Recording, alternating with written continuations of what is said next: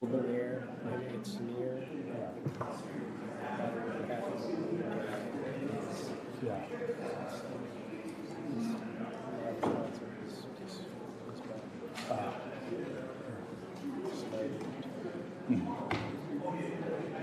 It's tough. Yeah. What are we doing time-wise here? 1 minute. 1 minute.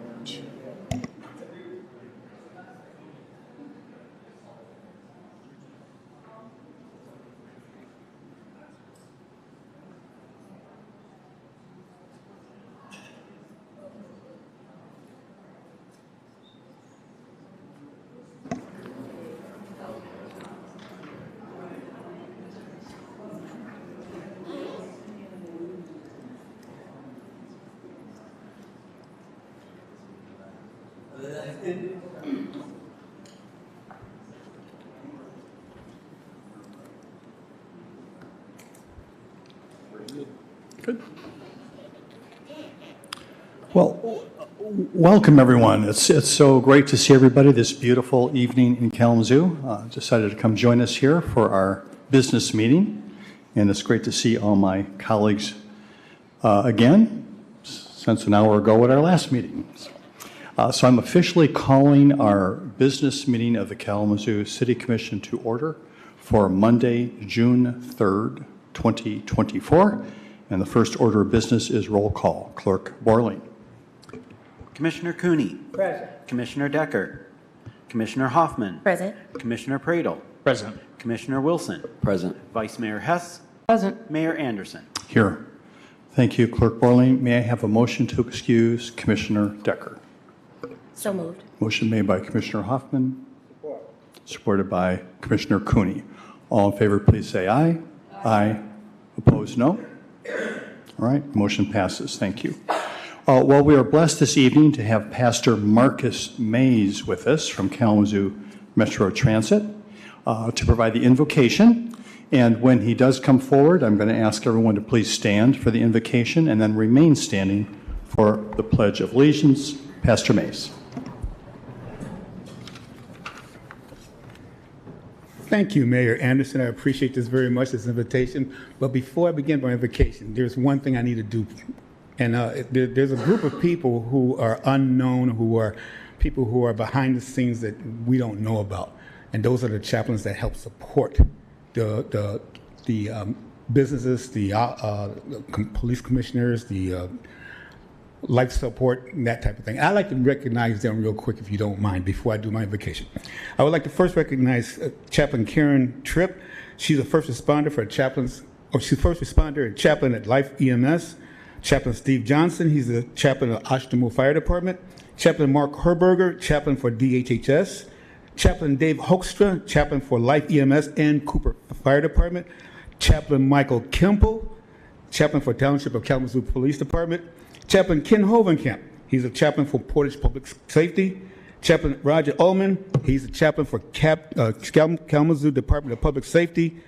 Brandon Ross, he's chaplain of Augusta Fire Department. Chaplain Clayton Smith, also of Portage Police Safety. Chaplain Don Ulsh, he's the chaplain for 911 Dispatch. And I can't forget the other chaplain that's in my house also, Chaplain Mays, my wife, she's a chaplain over Samaritas. Let us begin. Heavenly Father, our God, we come before you with gratitude. We thank you for being a God of love who is with us now in this very room. You never leave us or forsake us. Your grace has brought us safe thus far, and your grace will continue to lead.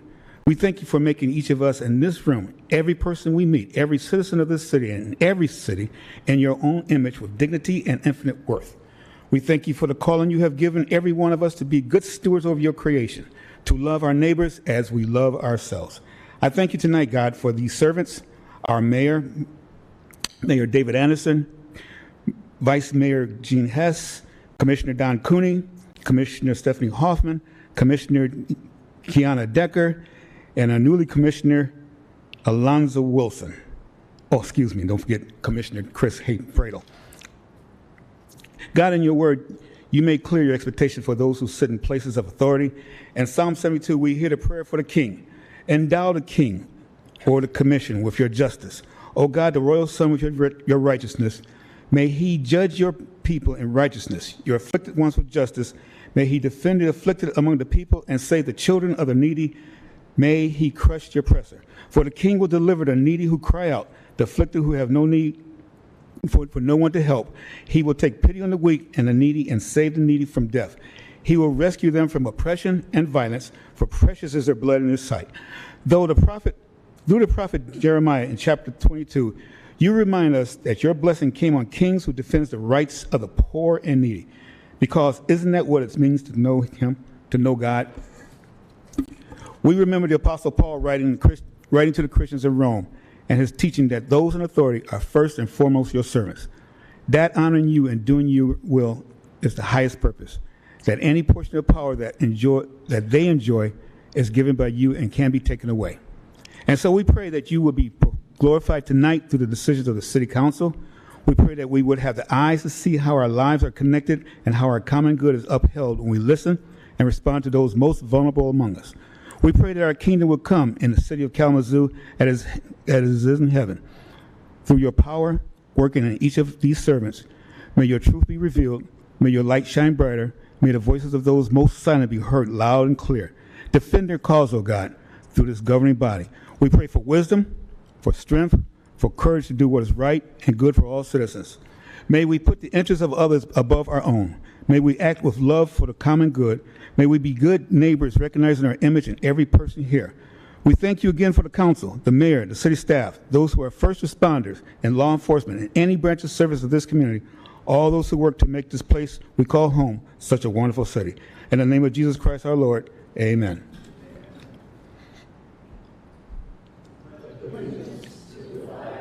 Of the United States of America, and to the republic for which it stands, one nation, under God, indivisible, with liberty and justice for all.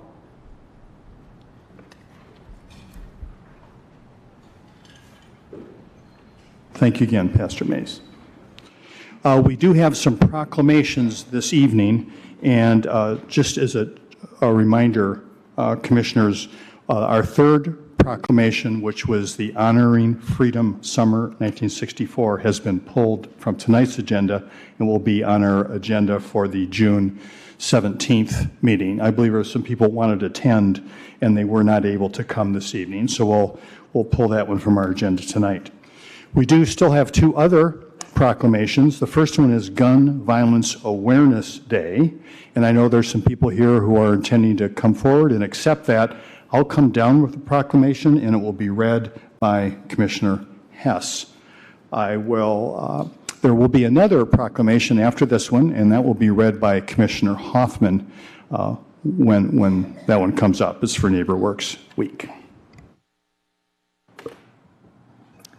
Thank you, Mayor, and welcome, Rick and friends.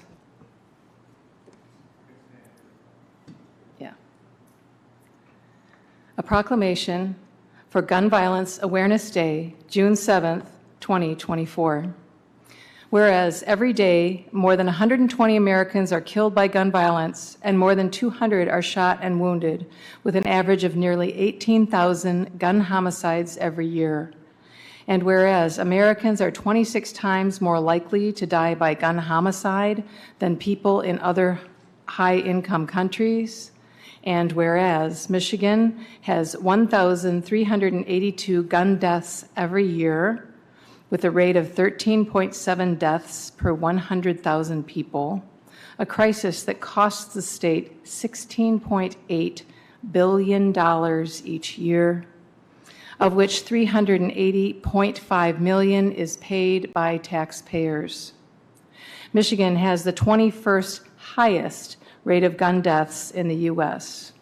And whereas gun homicides and assaults are concentrated in cities, with more than half of all firearms related gun deaths in the nation occurring in 127 cities.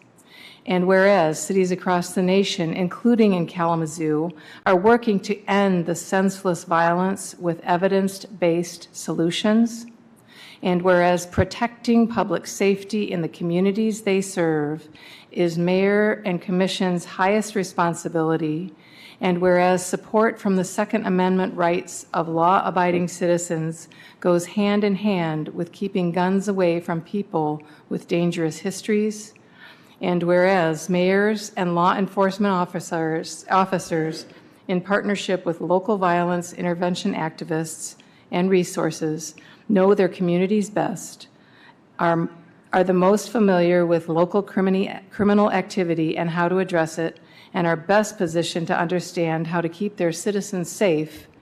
And whereas gun violence prevention is more important than ever as we see an increase in firearm homicides and non-fatal shootings across the country, increased calls to domestic violence hotlines, and an increase in city gun violence.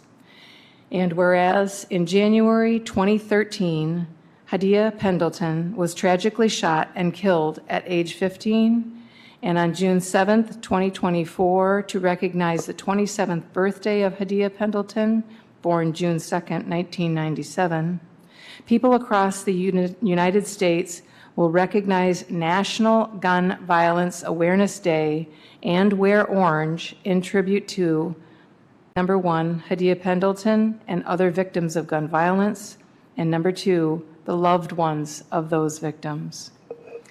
And whereas the idea was inspired by a group of Hadia's friends who asked their classmates to commemorate her life by wearing orange, they chose this color because hunters wear orange to announce themselves to other hunters when out in the woods, and orange is a color that symbolizes the value of human life. And whereas anyone can join this campaign by pledging to wear orange on June 7th, the first Friday in June 2024, to help raise awareness about gun violence. And whereas by wearing orange on June 7th, 2024, Americans will raise awareness about gun violence and honor the lives of gun violence victims and survivors. And whereas we renew our commitment to reduce gun violence and pledge to do all we can to keep firearms out of the hands of people who should not have access to them, and encourage responsible gun ownership to help keep our families and communities safe. Now, therefore, on behalf of the 55th City Commission and Mayor of the City of Kalamazoo, David F. Anderson, I do hereby proclaim the first Friday in June, June 7th, 2024, to be National Gun Violence Awareness Day. I encourage all citizens to support their local communities' efforts to prevent the tragic effects of gun violence and to honor and value human lives. Thank you.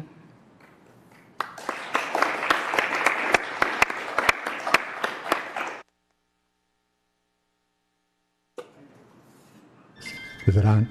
Yeah. I have to turn my phone off. Sorry about that. We want to thank you. We are from the local group of Moms Demand Action. There are many more of us that aren't here tonight. My wife Martha couldn't make it. She's taking care of a sick dog. But we are very appreciative. Last year we couldn't make it across the park when we had a Wear Orange rally, but other people represented us, and those are our allies.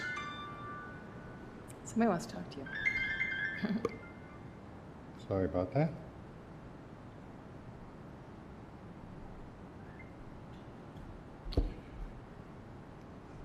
Those people that were here last year that were orange are also our allies in this endeavor today. We want to thank the commission. I believe that for the past 7 to 8 years, you've passed this proclamation since Mayor Hopewell was part of Mayors Against Illegal Guns.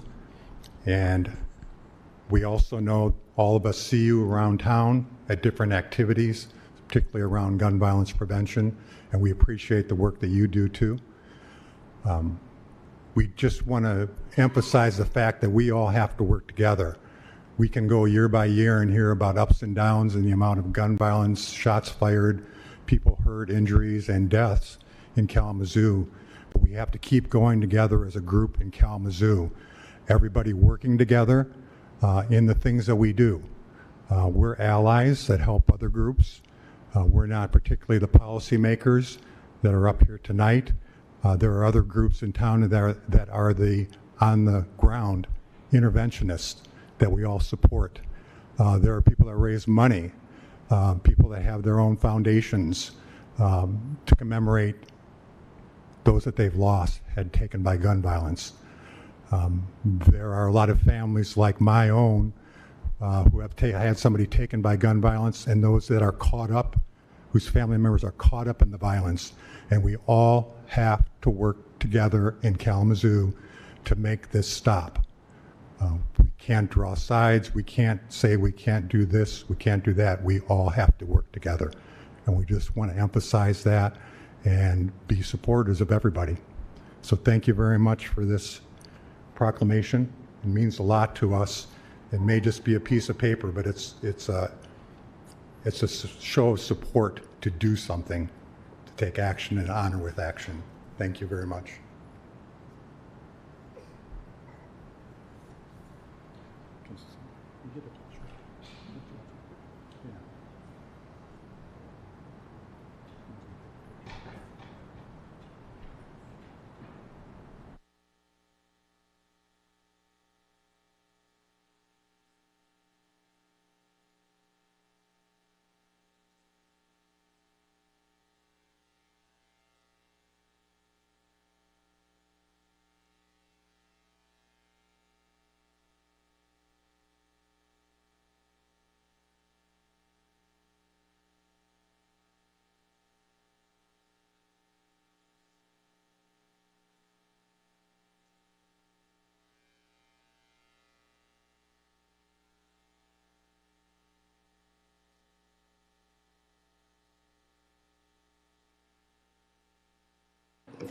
Good evening. We will now be recognizing NeighborWorks Week, beginning June 1st through June 8th, 2024. Whereas NeighborWorks Week celebrates the way NeighborWorks, network organizations, and residents work together to enhance lives. And whereas NeighborWorks Week showcases the work of local organizations empowering people to act so they can achieve their goals for safer, more secure housing and healthier, thriving communities.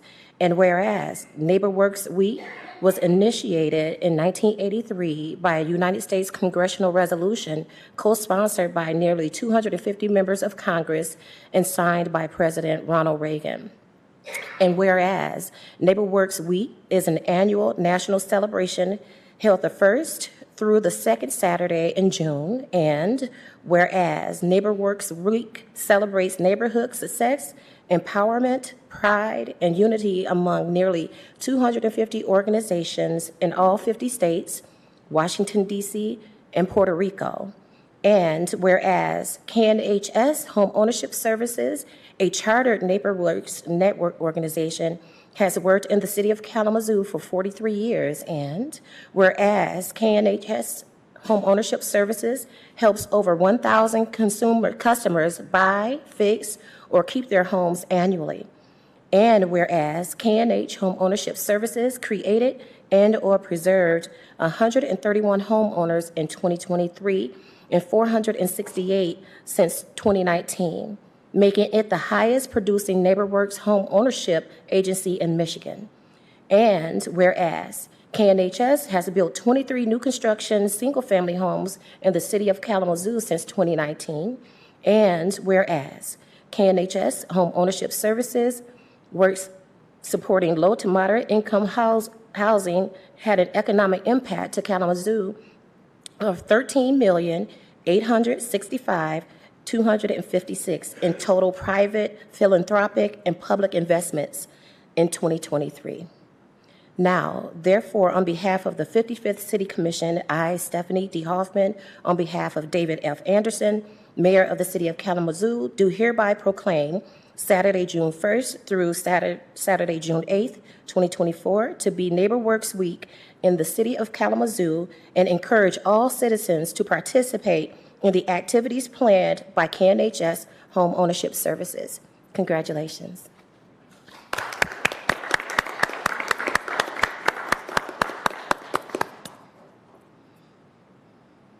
Thank you. I wanted to thank you all for your time and particularly thank the city and city staff for all of their partnership. We could not do this work without all of you up here and all of the folks that work for the city.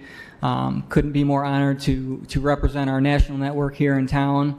I'd like to invite all of you and the public to our block party this Wednesday from 4 to 6. It's held at the Vine Neighborhood Association. It is also their annual meeting, so come on down. Everyone's invited. There's free food, music, games, so I hope to see you there.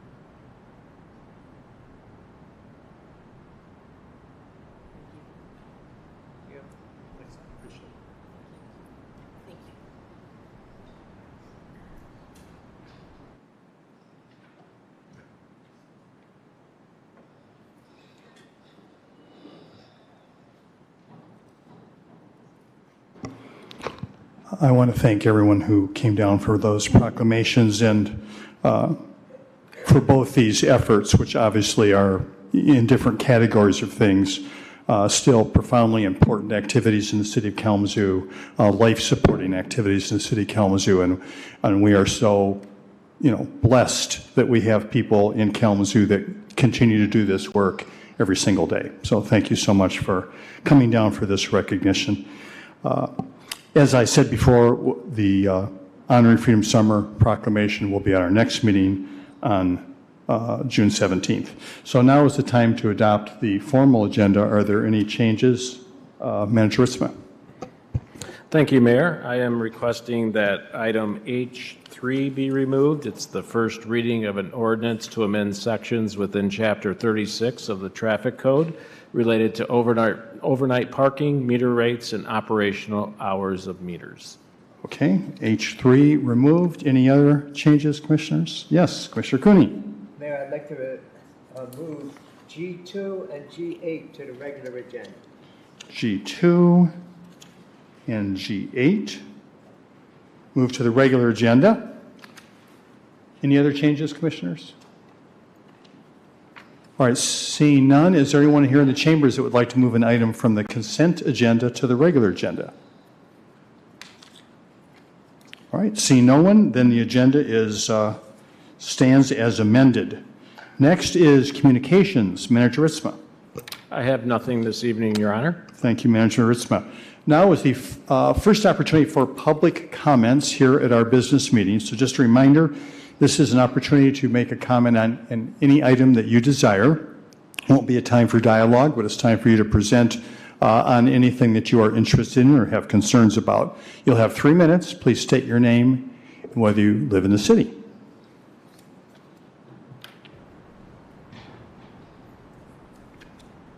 Good evening. My name is Donna Walensky. And my name is Jerry Walensky. And we are pleased to invite you to a significant and heartfelt community event hosted by Kalamazoo Together Volunteers for the Unhoused. Our forum, called Cultivating Humanity, Voices of the Unhoused, is dedicated to amplifying the voices of those with current or past lived experiences of being unhoused. The event details are Tuesday, June 25th, 2024, it's in about 2 weeks, 7 p.m. at Kalamazoo First Congregational Church, 345 West Michigan. This forum offers a unique opportunity for our community, including leaders and politicians, service providers, volunteers, and residents, to listen and learn from the firsthand experiences of the unhoused. By hearing their stories, we aim to foster understanding, compassion, and actionable insights that can drive meaningful change in our community. Your presence and participation would greatly be valued as we work together to address the challenges faced by the unhoused and to explore the solutions to create a more inclusive and supportive community. By attending, you will be contributing to a vital dialogue that has the potential to transform lives and our community. Together, we can cultivate humanity and build a stronger, more compassionate Kalamazoo. We look forward to your support and engagement in this important conversation.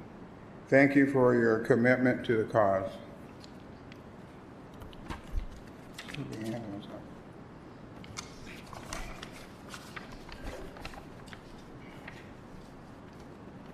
Thank you. Thank you. Thank you very much. Next, please.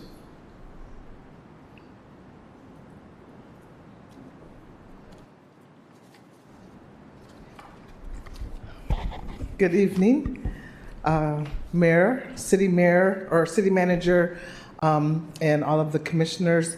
Good evening. My name is Gwendolyn Hooker. I am a resident of the north side of Kalamazoo. I am serving a couple of capacities this evening, per usual. I first want to invite everyone to the Vine Neighborhood Association annual meeting in collaboration with Kalamazoo Neighborhood Housing Services. As the president of the Vine Neighborhood Association, it would be our privilege to have you all present and to share and support the invaluable work that the Vine neighborhood is doing in our neighborhoods with our residents, and as far as the affordable housing initiatives that we are launching, as well as celebrating NeighborWorks Week celebration and block party. So that is going to be on Wednesday from 4 to 6 o'clock at the Vine Neighborhood Association. And we will be in various parts of the building as well as outside in the back parking lot. So everyone is invited to attend, and it's a free event for everyone. Also, I would like to invite everyone to the Justice Against Bullying at School Awareness Month celebration. Per the Kalamazoo County Proclamation, June is Justice Against Bullying Awareness Month in the County of Kalamazoo.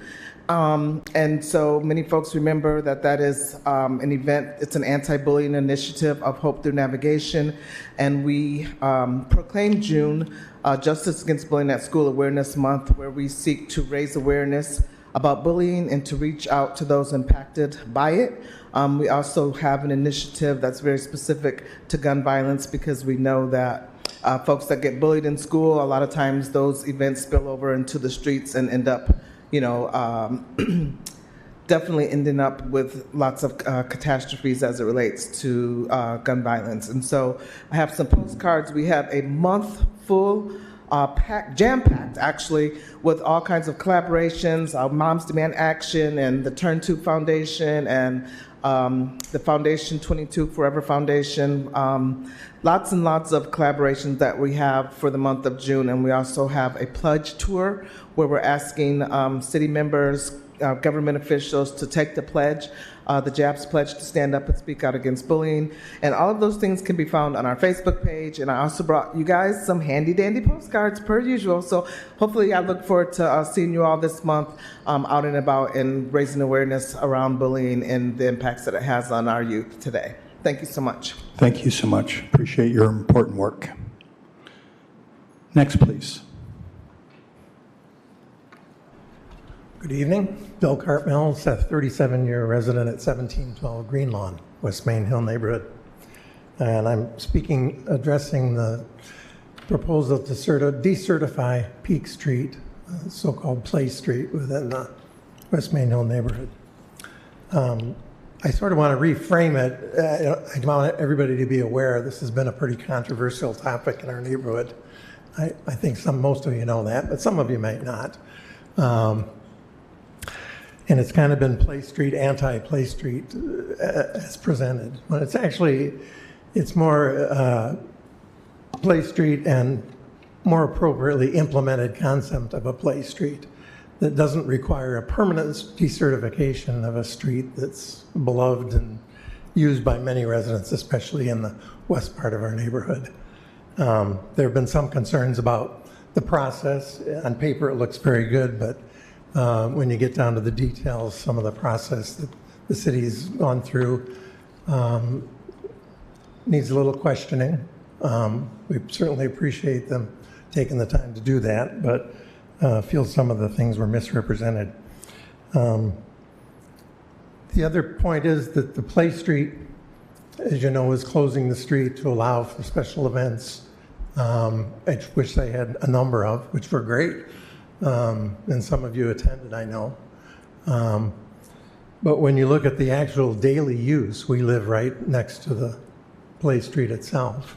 There's little to no use of the Play Street on a daily basis.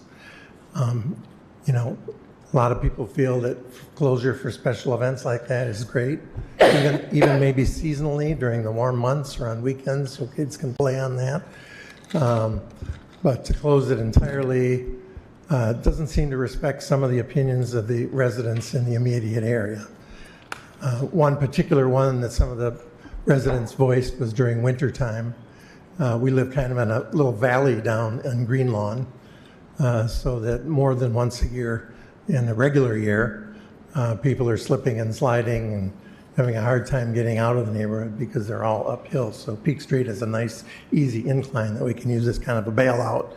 Unfortunately, the traffic engineer's data that he used to look at that are crash data, which before or after closure of Tree Street, it was non-existent, basically, or very minimal. And there just hasn't seemed to be a good push to try to find a compromise solution. It's either yes or no, and the activator, with the one question of would you support a compromise solution, well, each side said no, but she didn't, she interpreted that as not wanting to find a compromise. Thank you. Next, please.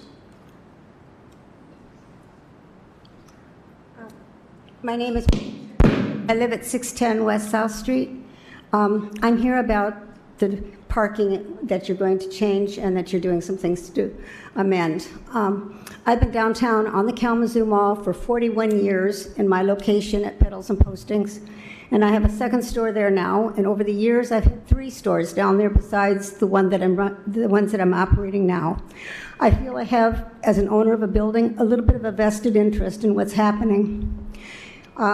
About 2 years ago, I started calling regularly when people were parking in front of fire hydrants on Farmers Alley. They park at the end of the alley, at both ends, in front of the fire hydrant at the north end, and at the parking at the south end where a fire truck would have to turn to get in. For about 6 months, I had cooperation from the police department if I'd call and say, could you come down and ticket these people? Because it would be after 7 o'clock at night. And then that stopped. And so I asked the police officer on the mall, the beat officer, why it stopped. And they said the chief of police had ordered that they could not come down and ticket again. Now, I think that a fire hydrant and having something parked in front of it has to do with the health, safety, and welfare of citizens, and not just somebody parking in the wrong place. And I don't see any place in your new amendment for parking control in the downtown at night. Thursday, Friday, and Saturday night, you have bars, you have clubs, you have shopping, and you have chaos. Regularly, Exchange Alley. Friday night, I tried to leave Exchange Alley. There were 6 cars parked in Exchange Alley, all against no parking signs, for an event at the Experience Bar. This happens almost on a weekly or a bi-weekly basis. And even owners of that bar are parked in front of the fire hydrant. But I can't get any cooperation. And yet I own property on that mall, and if a fire happened, I would have damage, and people may die, because it would take at least 6 cars to be removed from Farmers Alley in order to get a fire engine into the first fire hydrant. And I think that's kind of a serious thing going on down there. And I don't know why we have to call the maintenance man at Central City before, and now with the new parking division that's been hired. You call the maintenance department and you leave a message. And when I do get a hold of a maintenance person, they tell me, well, that's not our job. We don't do that. Well, then I say, well, yes, you do, because I've been told that's who's to do the parking at night. And there's absolutely, it's the same thing all around the Green Top area. Every one of the parking places that are for fire trucks to turn and for vehicles to move in case of a fire, and fire hydrants.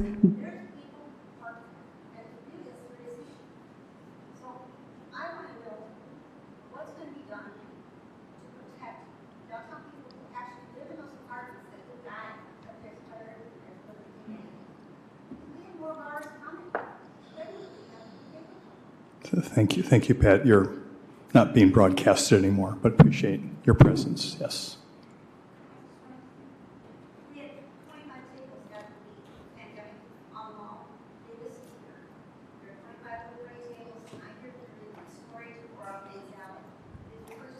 Okay.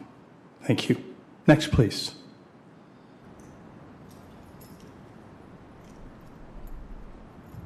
Hi, my name is Shona Espinoza, and I'm a citizen of Kalamazoo. I think that Kalamazoo needs to realize the urgency of those that need help with housing or other things that are going on that they need help with, because the sense of urgency isn't there. Like, the communication, it's lacking. Somebody shouldn't have to wait days or weeks for a response when there's an urgency knowing that they're going to be out on the street, or that their consumers is going to be cut off, or they don't have food. In my situation, I had to wait, and guess what? ISK, the part that helps our students, our houseless students, ran out of money. So our students that are houseless, they have no money until October. So because of this, and like in my situation, I was lucky enough that I'm able to go to my parents' house and not be out on the street. But that's not, others aren't so fortunate. They're out of money. Our babies are going to be out on the street. This is a sense of urgency. Like, this really needs to be took in consideration. That instead of putting the money into building things downtown, money should be put into these organizations and these programs that actually are out here doing the work.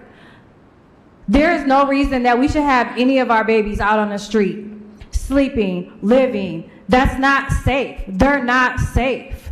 And then when they're not safe and not getting their needs met, they're going to school and either sleeping or having behavior issues or not wanting to learn because what's going on at home is more important, as it should be. So we need to come together as a community and help understand what we should be doing to fix this housing crisis. This housing crisis is ridiculous. The system for the housing is ridiculous. It's hard to navigate through. It's hard to get a hold of anybody. It's hard to do a lot of things. And it shouldn't be like that, because nobody should be out on the street. Housing is a human right and something that should be taken serious. Nobody should have to keep coming here time and time and time again. I have other things to do, but you know what? Me advocating for housing is more important. When is this going to stop? It's getting worse. It's not getting no better. So think about how you can meet with these orgs and figure out a plan for housing. And think about our babies. They should not be out on the street. Every single one of y'all should reach out to the orgs that are actually out here doing the work soon, because winter will creep up real quick. So I'm asking you to sit down with the orgs and the people that are actually out here doing the work. Thank you. Next, please.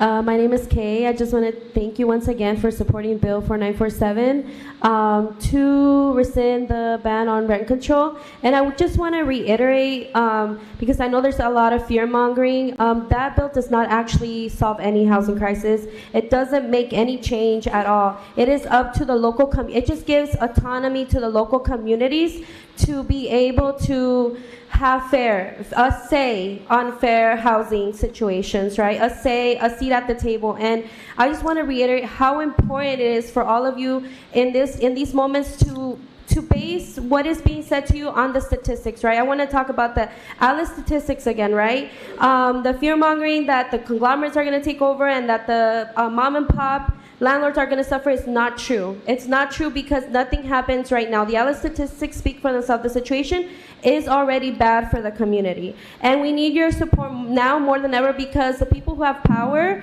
the landlords, and this was said here, there's a lot of landlords who have never worked with people with housing vouchers, have never worked with people from the 0 to 40% AMI. So there's a lot of stigma. And we know in this political, especially this political climate, that a lot of times those landlords have very right-winged, very anti-poverty, homelessness stereotypes, right? And I just want to reiterate that a lot of times it's the working class community who is one paycheck away from being homeless, who is homeless, who is surviving on nonprofits to be able to live, to be able to afford food, right? Because rent, they have to pay 50% of their rent, and if rent is already $1,300 and they have to make 3 times that amount of rent, and all these barriers that they're systemic. Okay, and I want you to remember the Alice statistics when somebody tells you that the situation could get worse because it's already that bad. We already have 1,500 students in KPS schools that have no home, and ISK has just run out of money. And when the whole Arcadia situation happened, you called it a happenstance, Mayor Anderson, and you said that we could do 2 things at once, and the 2 things are not happening right now. 2 things are not happening because ISK is out of money, and now families are going to be out on the streets. And Arcadia that's still happening. Gentrification is still happening. I urge you all to please stand with the people, to really listen to the voices of the people struggling, and really put that humanity in there, right? Cultivating that change. The power isn't going to be easy. The power shift isn't going to be easy, but that's why we're here, trying to organize and prepare for this shift, right? For when the people really have a voice, and we're here to represent the people who have 2 or 3 jobs. Well, let's not normalize people having to work 2 or 3 jobs just to make ends meet. Let's not normalize children in the streets without their parents because their parents can't afford to feed them, or having to tell them to go live with somebody else because they don't have anywhere to go. Okay, that is not normal, and we should really look at the urgency of the situation. Right, like show this situation. Thank you very much. Next, please. My name is Maureen Cartmill. I live at 1712 Green Lawn. But before I start this, I want to acknowledge the women who came up. I worked at Kalamazoo Public Schools. A lot of our kids got dropped off at the Gospel Mission without housing. I hear you. And we gave them as much love, care during the day that we possibly could, whatever we tried to meet their needs. I just wanted to acknowledge you. This seems pretty trivial, but I just wanted to let you know. So, mine are more basic regarding the Peak Street. There were 3 areas that were the criteria for closing. One was safety, slowing traffic, and a safe place to play. Based on Dennis Randolph, the engineer's report at our April meeting, this April meeting was after our neighborhood board meeting, he really said that 10 months was not enough data, and we're talking about the year of monitoring. 10 months was really not enough time. There had been no accidents, aside from maybe a fender, bender, or bumper when they're sliding down the street at the corner of Grand and Woodside. Slowing traffic, there is no difference, prior and post. And as far as a safe place to play, there have never been any injuries whatsoever. That park has always been welcomed by everyone, dog walking, playing, picnics, bike riding. I wish I could say there was a lot going on, but I live in full view of the park, and there is next to nothing going on. So my question is, on what basis is this street being decertified? We had the year of monitoring at our April meeting. Ms. Levy was, we had to wait, the year would have been June, was pressed, and I mean unfortunately pressed, as to whether a decision had been made at that time to decommission. Their answer was yes, February of 2022. So we went through all of this, sent emails and whatever, only to find out the decision had already been made. At least 35 neighbors were most closely impacted by the closure had sent emails because it's difficult to call. You shouldn't have to field phone calls, whether you work here at the city or commissioners. And so we were asked to send emails. Many sent emails, of which in the city commission we had 2 responses, and that was prior. That was the last city commission. And then we received zero response. Thank you. Thank you.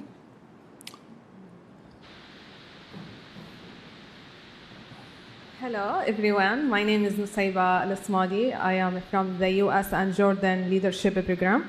Actually, I don't live in the Kalamazoo. I'm not citizen. I don't have any problem or issue.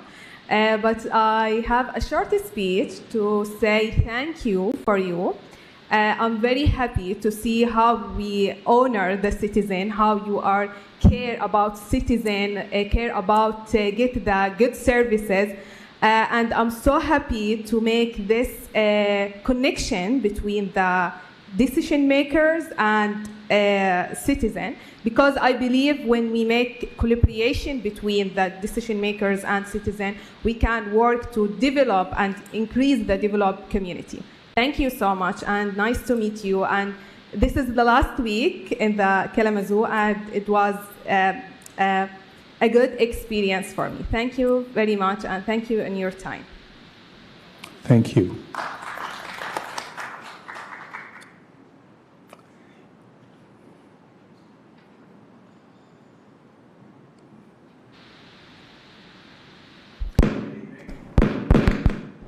Jeff Messer, city resident and Rank My Vote volunteer. We would again like to thank the voters of Kalamazoo for approving our ranked choice voting charter amendment in November with 71% support. Kalamazoo joins a chorus of cities and states across the nation that seek the benefits of ranked choice voting. This November, adoption of statewide ranked choice voting will be on the ballot in Oregon and Nevada. Statewide ranked choice voting initiatives for this November's ballot are also being pursued in Idaho, Colorado, and Washington, D.C. Rank My Vote hopes to join them in November 2026. We are beginning preparation for a statewide ranked choice voting petition drive and ballot campaign. We are presently seeking volunteers from across the state to help in the following areas: regional leaders and volunteer coordinators, public speakers who give presentations about ranked choice voting to civic, political, and other groups, coalition building with other organizations, outreach to disenfranchised groups, communications, including newsletter writing, social media, responding to website and email inquiries, and press releases, writers and graphic designers to develop instructional materials for new volunteers, fundraising, technical team and data entry, treasurer, accounting, finance, legal research and policy.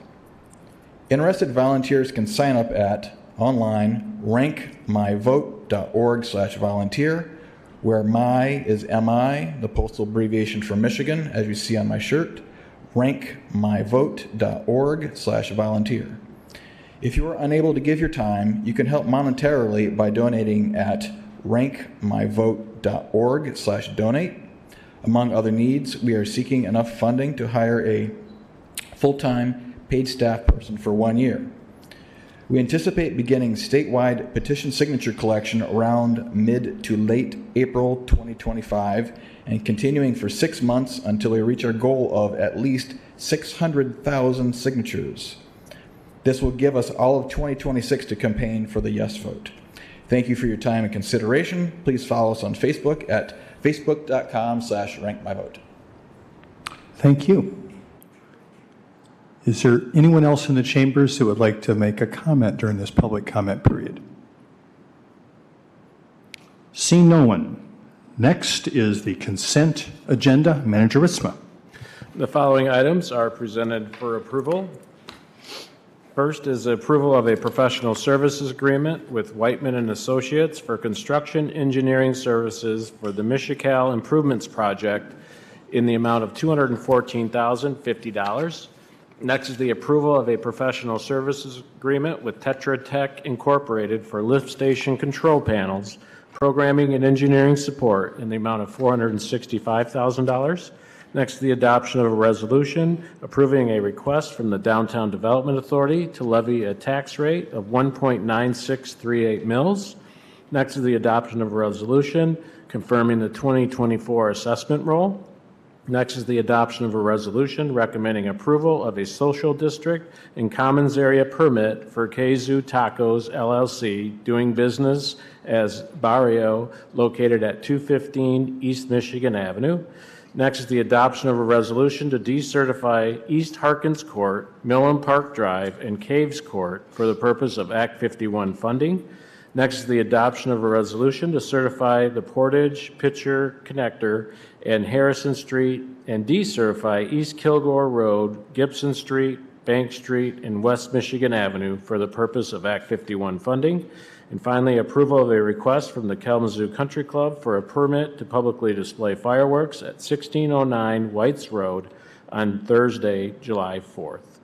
Thank you, Manager Ritzma. Commissioners, the requested action is a motion to approve item G1, G3 through 7, and G9 and 10. Is there a motion? So moved. Motion made by Commissioner Hoffman. Support. Supported by Commissioner Wilson. Clerk Borland, please call the roll. Commissioner Hoffman. Yes. Commissioner Pradel. Yes. Commissioner Wilson. Yes. Vice Mayor Hess. Yes. Mayor Anderson. Yes. Commissioner Cooney. Yes. Thank you, Commissioners. The motion passes. Now we're at the regular agenda. Once again, Manager Ritzma.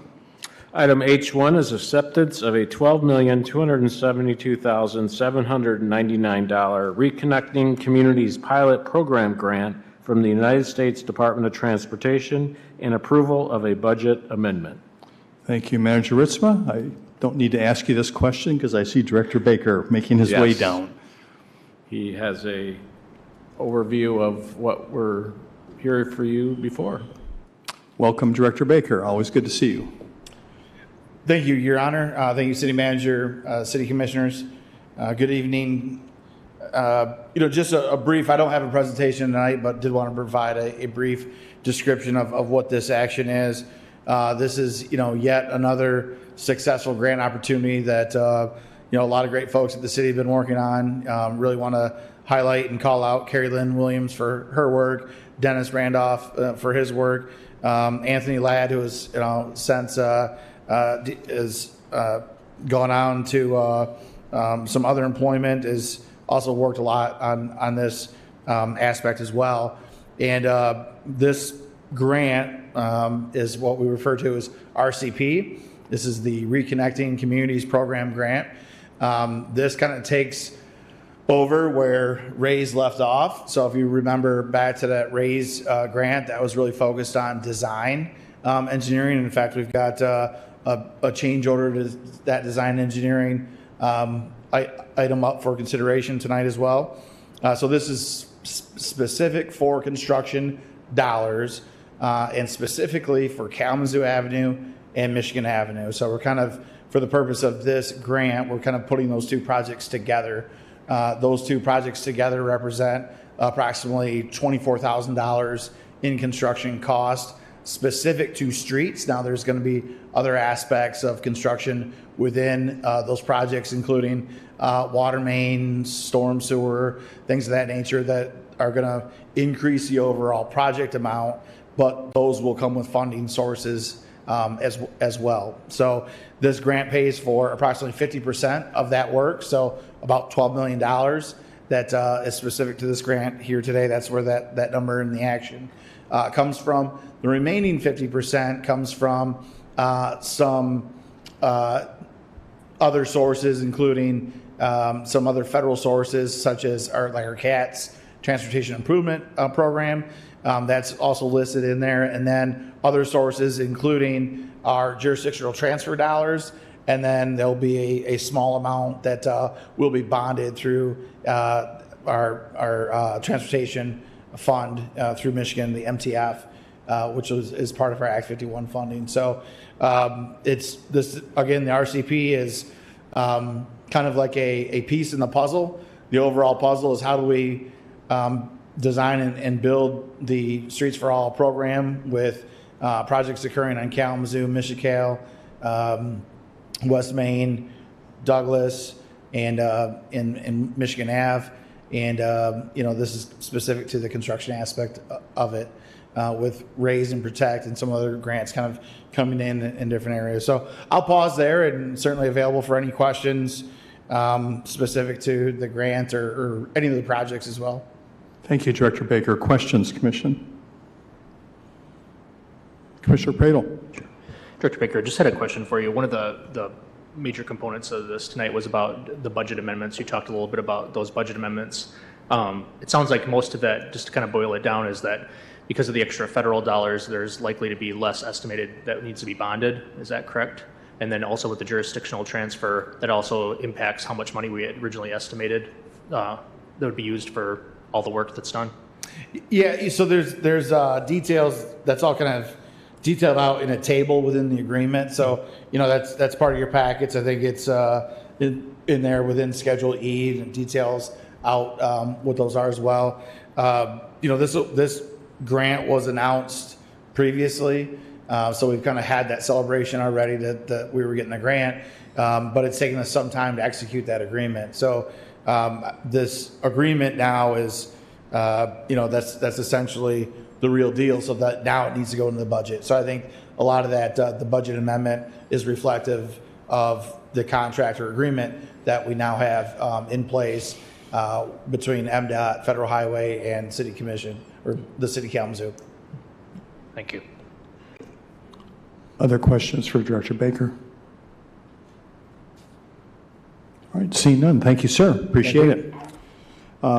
Now is the opportunity for anyone who's here in the chambers who would like to comment on this first regular agenda item, specifically on accepting the Reconnecting Communities Pilot Program grant. Is there anybody who wants to speak to this item? Seeing no one, Commissioners, the proposed motion is to accept this grant. Is there a motion? So moved. Motion made by Vice Mayor Hess. Support. Supported by Commissioner Pradel. Any further discussion, Commission? Vice Mayor Hess. I would just like to really, as Director Baker did, give a kudos to our grant writing office, especially Carrie Lynn and all the folks who worked on that, including Dennis Randolph and Anthony Ladd. So thanks to all those who worked so diligently on behalf of the city and our infrastructure. Thank you, Vice Mayor Hess. Any other discussion? Seeing none, Clerk Borling, please call the roll. Commissioner Pradel. Yes. Commissioner Wilson. Yes. Vice Mayor Hess. Yes. Mayor Anderson. Yes. Commissioner Cooney. Yes. Commissioner Hoffman. Yes. Thank you, Commissioners. The motion passes. Next on the agenda is item H2. City Manager Ritzma. Adoption of an ordinance to amend the Kalamazoo City Code, Chapter 2, Article 10, Employment Retirement System, Section 2-243. Thank you, Manager Ritzma. Any particular information you want to provide on this motion? Nope, we do have our CFO, Steve Asensi, available if there are any questions. Okay, thanks so much. Commissioners, some questions? Okay.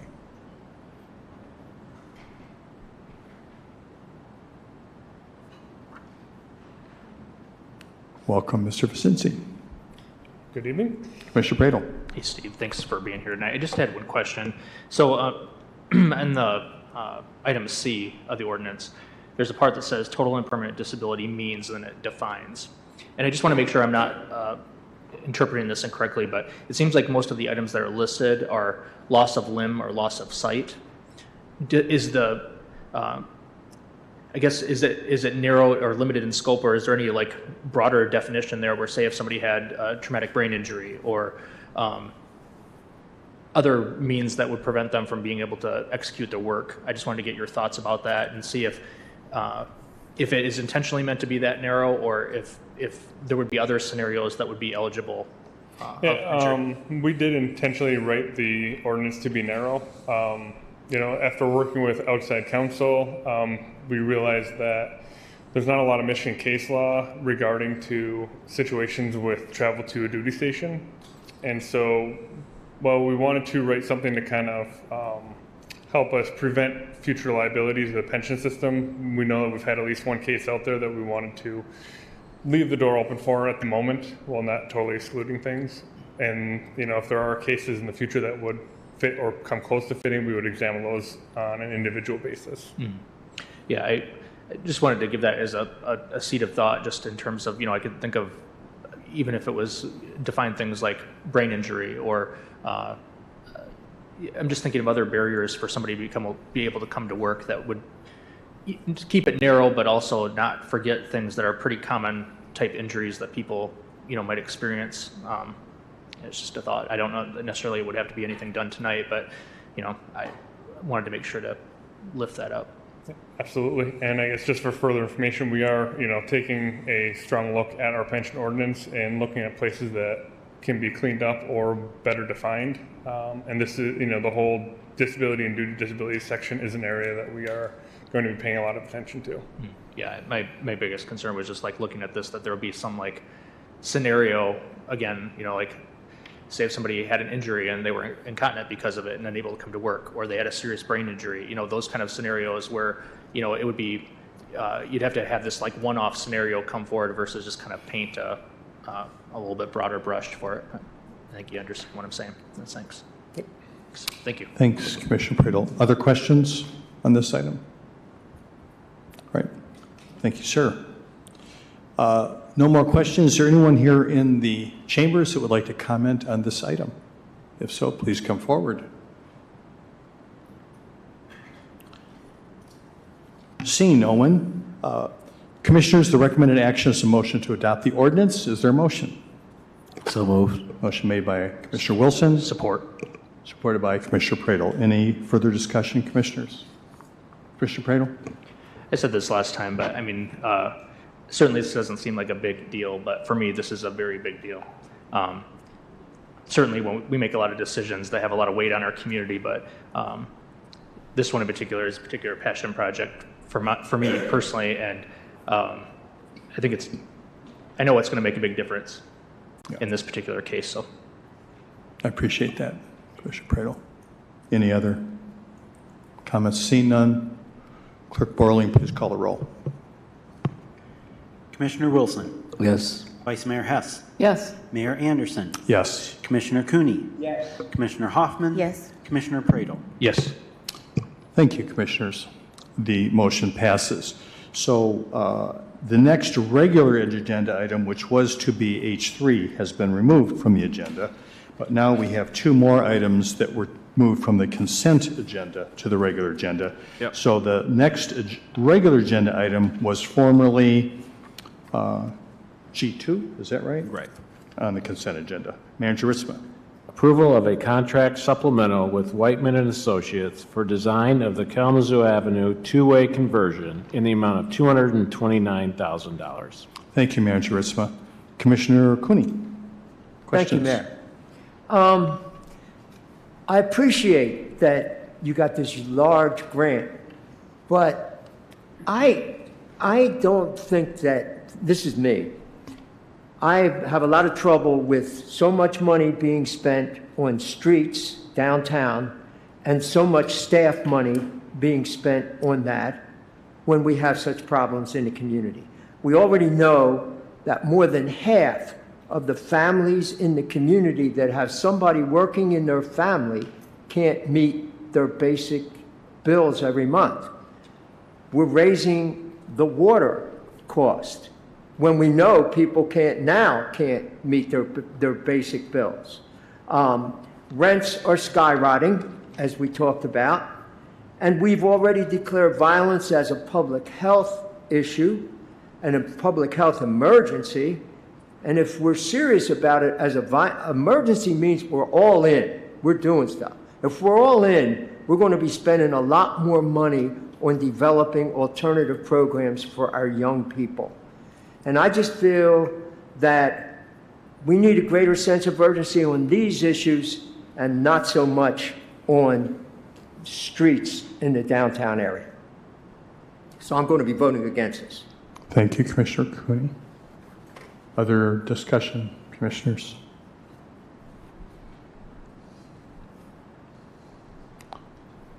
Seeing no other discussion, then I don't know if there's anything particular to add to this. Okay. Thank you for coming forward, Director Baker, to be available for questions.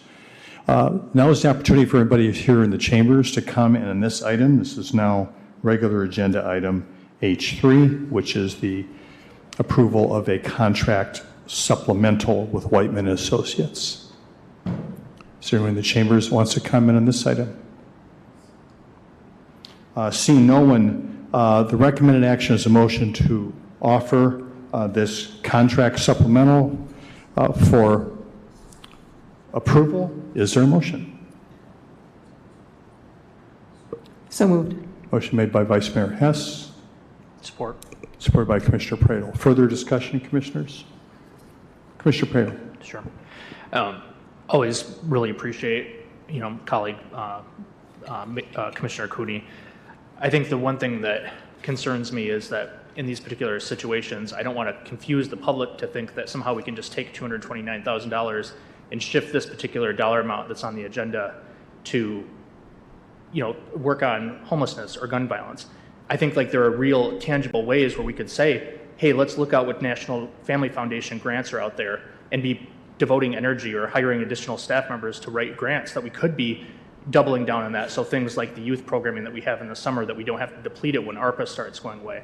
I think that's a real honest, candid conversation to have. And I think you're right. I think we should double down on that effort to try to focus on those kind of youth programs and items. But the part that concerns me is I don't want to confuse the public to think that somehow we could, by a flip of a pen tonight, switch the $229,000 to a different cause, because it's a restricted grant that can only be used for roads. And that's my only concern, is that it would confuse the public, because a lot of people don't have the opportunity to learn how these restricted grants are funding different projects. And there might be a grant where we specifically could have it restricted towards youth or gun violence or houselessness. And in that particular case, if it was before us, we couldn't say, hey, somebody has an idea for a road, let's switch it to a road, any more than we can switch this to a different cause. And I don't want to confuse the public on that difference, because it's confusing enough when all these grants come forward. In this particular case, you see where I'm going with that? I do. And could I respond? Sure. I appreciate what you're saying, Chris. This is not from a grant. This is from our capital fund. So this was a choice that we made to put it on this. Rather, this is not a grant that tells us this is where this money's got to be spent. So this is about $250,000 that could be spent on some of the things that I was talking about. That's what I said. Thank you, Commissioner Cooney. Other discussion on this topic? Commissioner Hoffman. Thank you so much, Mayor. I also agree with everything you said. I think when we talk about the structures, the infrastructure, when we were running, we heard infrastructure is paramount, infrastructure, and there's all these emphasis on making sure that the roads are good and that we have thriving businesses in downtown. I think what we would like to see on this commission is the amount of energy that is put into acquiring a grant over $12 million. Where is that fervent energy when it comes to finding the money to help us solve homelessness? Where is the money to help us provide permanent supportive housing? So if we can be very, very forthcoming and tenacious on getting $12 million for the roads, let's see what we can do for the people and start making some things happen. That's what I heard. Thank you, Commissioner Hoffman. Vice Mayor Hess. Sure. I see Director Baker still hasn't made his way to the back yet. So could you please come up for just a second and talk to us about this supplemental contract of $229,000 and how that is going to aid the design of what it is we're doing. Because we are doing this. This project is moving forward, and we do have the grants and we do have the money in place to do this. If you could kind of talk to us about this supplemental, please. Yeah, sure, Vice Mayor, I would certainly be happy to do it. Thank you for the opportunity to discuss this item. We did want to note that if you look in the packet, the funding source is listed as MST, that's Major Streets Fund. Major Streets Fund is a special revenue fund. That's not a general fund account. That's specific to streets. That's funded by Act 51. So that's something that I want to make sure the commission is aware of, that this, although it's not grant, this is Major Streets Funds and Special Revenue Fund. And just like we have special revenue in water, solid waste, streets, those dollars can only be used for those activities. So these are essentially restricted funds for use on streets. That being said, this change order is an owner requested change. So this is us coming back to our design engineer and saying, hey, there's some additional things that we'd like to add to this project. There's some changes that were happening at the intersection with Douglas that we wanted to add to the design that weren't in the original scope of the design. So there's going to be a signal there at that intersection with Douglas with pedestrian movements as well. So that's been a design change. We're also looking at design changes for pedestrian movements at Woodward to bring and cross pedestrians across Kalamazoo Avenue at Woodward. That wasn't part of the original design. And then there's additional coordination with and schedule and kind of how everything overlays with this project and all the different arena project elements that are happening as well. There's been several changes in the design on Kalamazoo Avenue, almost like two different portions of Kalamazoo Avenue. We have the more residential portion going through the Stewart neighborhood, and we have the more business portion that would be more east of West End. So we're also looking at closing specific railroad track locations to support traffic movements in and around these areas. So there's Elm Street Crossing, which is scheduled to be closed, and we are looking at some other ones as well. So these are, just kind of scratching the surface of some of those additional designs.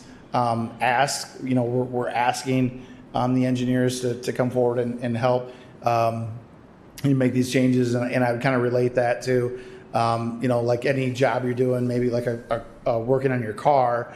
You might have the mechanic call you and say, hey, we're in here working on the engine, and do you want us to take a look at this? So that's kind of how this stuff plays out, is that we're in there with the design, changing things around, and then we say, hey, well, we're changing this, we should make this other change, and that would help support pedestrian movements at Woodward.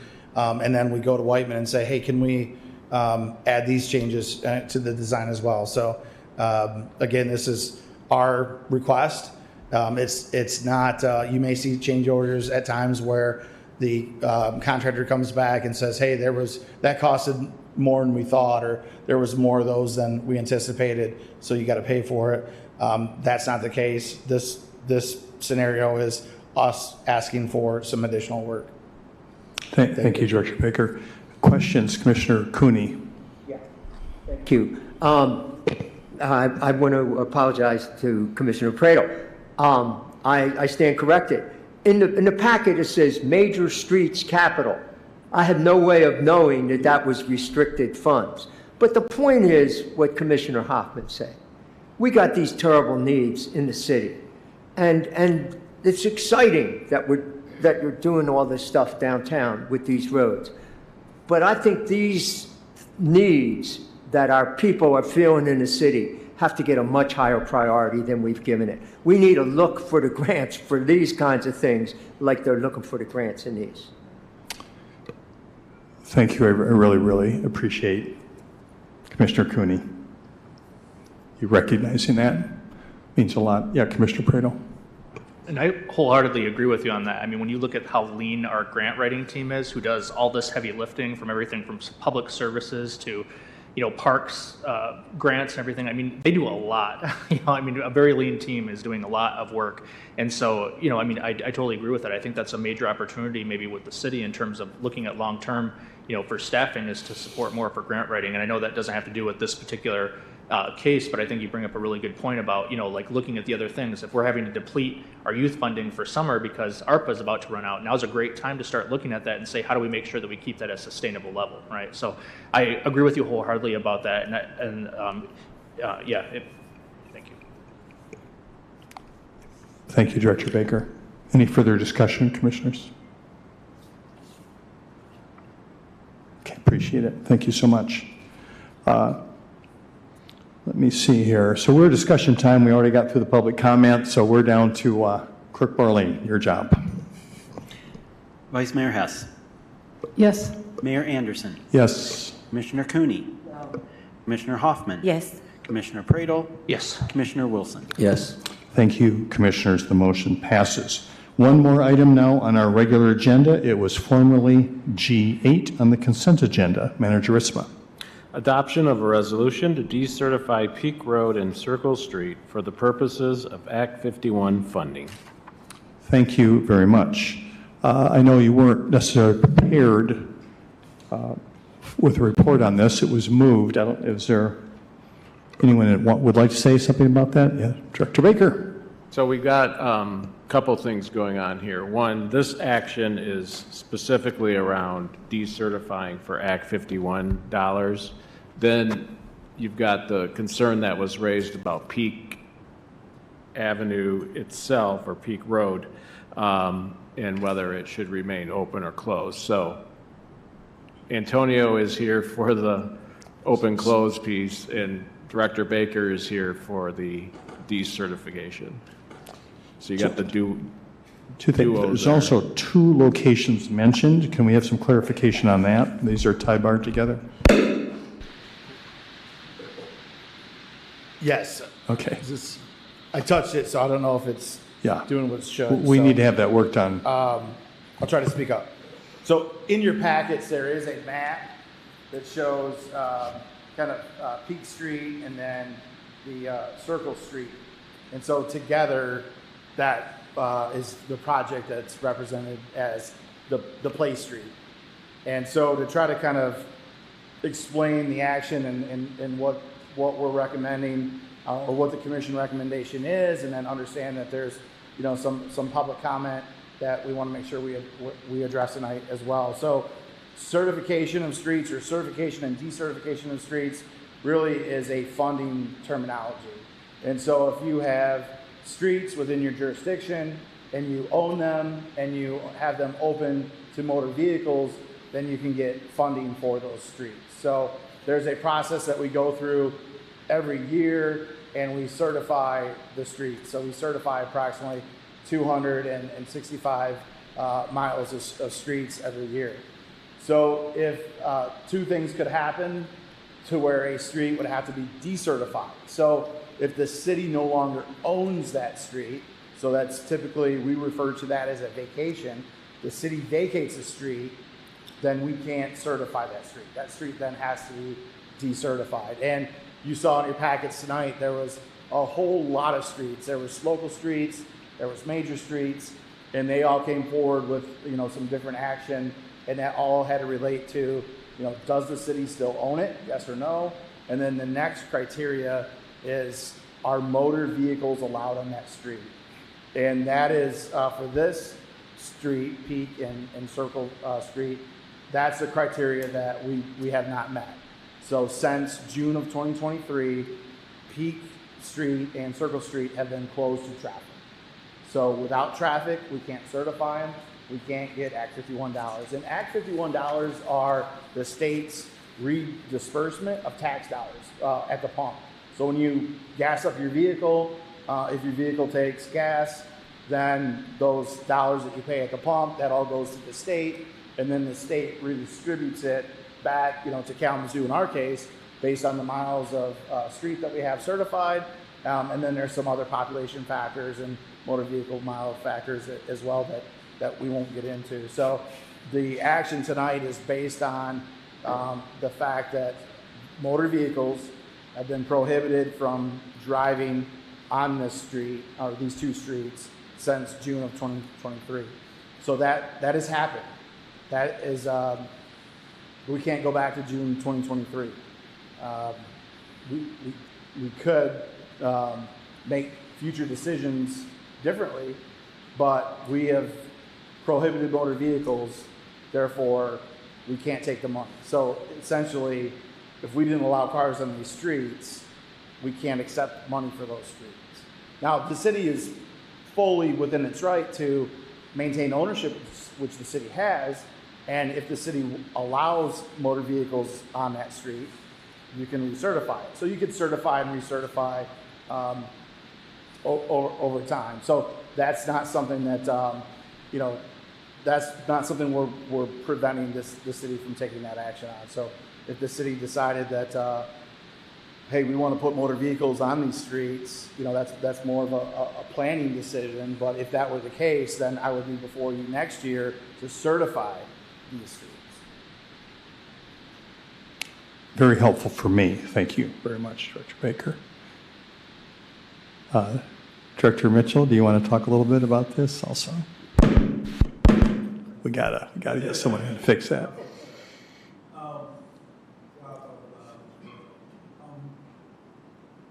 The thing with what you're saying is that we certify the streets and then after. You gotta lean down closer, it's not picking you up. I don't think it's. So that's off? Might be disconnected, all this snapping around. You give me a mic? Oh, it's on now. Now it's on. He gonna hold it. Okay, you're the grounding. All right, he gonna turn it off. He gonna just do it again. Feedback. There we go. Okay. So make sure I turn my computer back on though, so I have any dates. So the key factor I think is that the street was not activated from last year to this going into this year, and the communication with the neighborhood. This has been a 3-year pilot program to work with the neighborhood on activating this site. In that process, they did a pilot of shutting the site down to see how the community liked the streets being shut down, to have activation of events in the park, which has no, let's say, cement area. The streets gave it the cement area to do activation and work with kids and do things like that. And the neighborhood wanted more activation. The concern that was brought up was that you had a large portion of, or a major portion, not a large, just a major portion of the residents that said, let's just keep it closed. But then you had another portion that wanted to say, well, why do we got to keep it closed all the time? That gets very difficult to keep opening and closing the street, especially with finding out when we did a traffic study working with public services that street is not being utilized as much as the surrounding streets for in and out of traffic going around in the community there. So they also studied the safety issues and found out it wasn't a safety concern as well with having the street closed as well, meaning public services.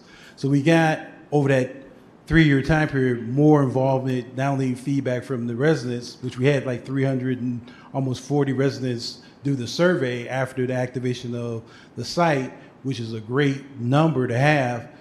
The issue is you had a majority of folks wanted to keep it closed and a number of folks that wanted to keep it open. It was stated there was really no wiggle room by the residents.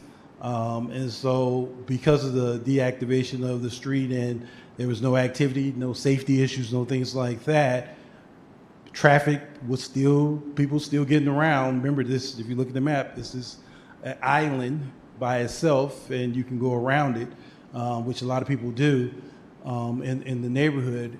And it was decided to stick with the plan that the majority of the residents had planned for the last 3 years to make this site a recreational activity spot for that neighborhood. Thank you. I appreciate that. Commissioner Cooney. Thank you, Mayor. Can people drive on that street at all?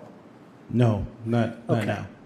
So, I mean, the reason I brought this up, because I don't know about other people, but I got a lot of emails from people in the neighborhood saying, wait, the majority did not vote to close that street. That's what they're saying. I don't know. I didn't do that, anything. But, I know play blocks. I used to run play blocks in low-income communities in Philadelphia for a number of years. And we would run play blocks in areas where there were no parks, there were no playgrounds. They'd be on row houses, and we arranged with the police to close off the street for half the day, and we'd have a program there. And then at the end of the day, we'd take the things away and they could do it. And people are saying, there's people that came up tonight, the vast majority of the time, nobody's using that street. So I don't understand why we have to close the street. Most of the time, it's not being used. Traffic-wise, from the engineers, it's also not being used a lot by traffic either. And that's why the decision was to activate to see how the residents utilize the park. And like I said, the description is, did the majority say yes, and the majority say no? Our documentation said the majority said yes. And so all we can go is by the survey information, which we had a lot of feedback. The issue is what was brought up. There hasn't been any really middle ground with the residents. The key factor here is this is a resident-led initiative. The city is the one activating the wishes of the residents. Now, like I said, the discrepancy is, it seems to be a thin line between who said yes, who said no. Because the issue is, more importantly, is that all the residents want activation of the park. That's 100% there. The issue is the road is the concern. My recommendation would be, as Director Baker brought up, let's at least try it. And if it's not being active, if the residents are really not using it, we can come back in a year or 2 years and recertify it and open it back up. But we want to give the residents the opportunity to, let's see if this works. If it doesn't work, we have the option to come back in the future and make the adjustment. But we've been working on this for 3 years with the residents. Let's try it, do some things, work with Parks and Rec to have activities and programs, work with the neighborhood. They're supposed to be working on a neighborhood plan with us as well to do some things and figure out, as you brought up, funding and other options that we can do to activate and do things at the park to work with that neighborhood.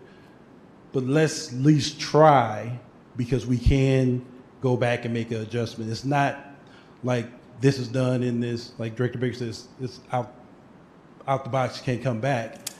But if it works, it's great activation for the residents to really park and really activate residents coming out, feeling safe, kids playing on that street portion, as you brought up, doing things.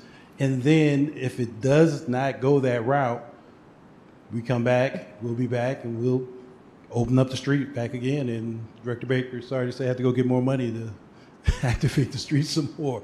But we believe that the residents should, after 3 years, try to make this work. And if it doesn't, we will know. If they aren't creating the activities in that park as they say they want to do, then we can come back and make the adjustment. So it's not like it's, forever, ever, and we're going to tear the street up. And, no, that's not the plan. Well, that's fine with me. Let's try it for a year and then revisit it next year. That's okay with me. Yes. And that's our whole objective, like I said, because it's a 4-year initiative of discussion and meetings and planning, is that we know the residents want something there. The key is we want to maximize as much activity there as possible.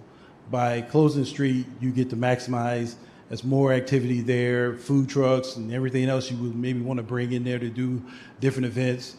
That opens up all those possibilities. Hopefully, these things shall happen. If they don't, the residents can say, we didn't like this idea. Can you change this back? And then we work with Director Baker, we can come back and change it back. Thank you. Vice Mayor Hess. Yeah, so this item tonight, if we continue to have it certified and accept Act 51 funding, and it's closed, we're accepting funding for a road that's not being used? we can't. So you can't do that. So we need to decertify it if it's not being used? So let me back up. So there's two main criteria for the city to certify a street. One is ownership, and two is it has to be open the whole year to motor vehicles. This street or these streets have been closed to motor vehicles since June of 2023. So we're beyond that.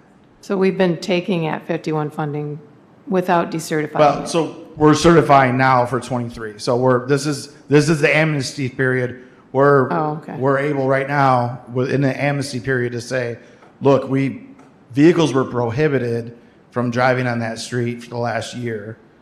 We're going to decertify them. Okay. Now, we've had certifications in time where we've realized after the fact that, motor vehicles weren't allowed on that street. We need to take that action. We've got an example of that in Crane Park. There was a street within Crane Park that was a part of park property. So it had the daylight rules in terms of, parks are closed at night. And then also had seasonal closures because it wasn't plowed. So that street was decertified. In your packet, you also see us decertifying some roads in Millen Park. And so those were park roads, and those have been on our books since 1951 because we just certified them all the way kind of along. So we're working with MDOT, and that's why you see a lot of these, we call them legacy areas, where we're trying to identify areas in the past where, we had certified something, but we probably shouldn't have. And that's kind of what we are working towards, the goal of being true and accurate, but it's, it does take some time. There's also other certifications, some major street certifications or decertifications on routes that have changed, like West Michigan, for example. In 2005, it was stopped short of its direction where it used to cross the railroad, brought to a 90-degree angle to cross the railroad in a safer manner. Right. So that remaining piece has not existed since 2005. And so we're taking action, recommended action to decertify that. So in and of itself, there have been streets that have gone more than a year that have been closed to traffic that for whatever reason we didn't discover. However, we're at a public meeting. This is staff recommendation. We have a resolution in front of you. And so if the commission were to reject that resolution, we'd probably have some action from MDOT that would require decertification because of where we're at with the traffic. Now, the other option is the city commission could order the city engineer to go remove the posted signs that are prohibited traffic, and we would open traffic back up. So that's kind of, if the city commission cannot decertify the street, the city commission needs to remove those signs, and you could take that action. However, that goes against all the work that the great director Mitchell's been undergoing, and it kind of throws everything back into, we've got a very tight, we've got folks that are for the project and against the project, and if I remember correctly, this is a very tight group, like a 51-49% group. So I don't know if that's an easy answer either. Great, thank you for that clarification. Just one quick correction. They're for the project. They're just against the road closing. So the key is all of them want activity there. The issue is just the road. That's the issue, which we understand, but there's a process that we have to follow as well. Commissioner Wilson. Thanks, Mayor. Have we assessed the financial impact that would happen as a result of decertifying these couple of streets here as it pertains to the amount of Act 51 funding that we receive?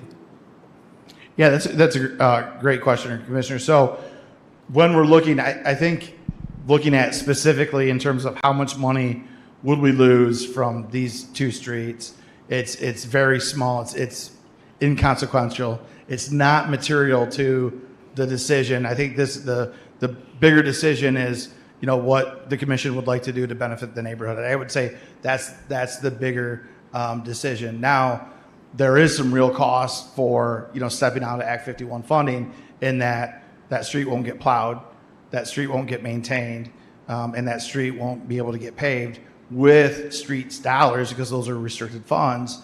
That work would have to come from, if you decided to plow it, if you decided to pave it, that would have to come from general fund, from parks budget.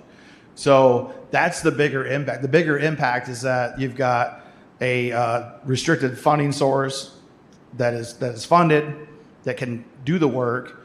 If you pull out of that, you're kind of on your own. It's not that you lose so much money, it's more of what are your responsibilities going forward. I'm not trying to make that sound negative. I'm just saying that as it sits as a certified street, that's responsibility of public services. Once it's decertified, that's general fund and the parks department, and it's going to fit in where it fits in. Those funds are limited. Thanks. Thank you, Commissioner Pradel. You sort of answered this, Director Baker, but in terms of like who maintains this, so it's not going to get plowed. If it's repaved, you clearly shared who that is. But say if there's a bunch of loose gravel and it becomes somewhat unsafe for people to be running around on, is that being maintained by Public Services, or will that be maintained by Parks and Rec now, or maybe a combination of both? Yeah, so I think my previous answer is really focused on the funding department. Public Services and Parks and Rec, we work together all the time.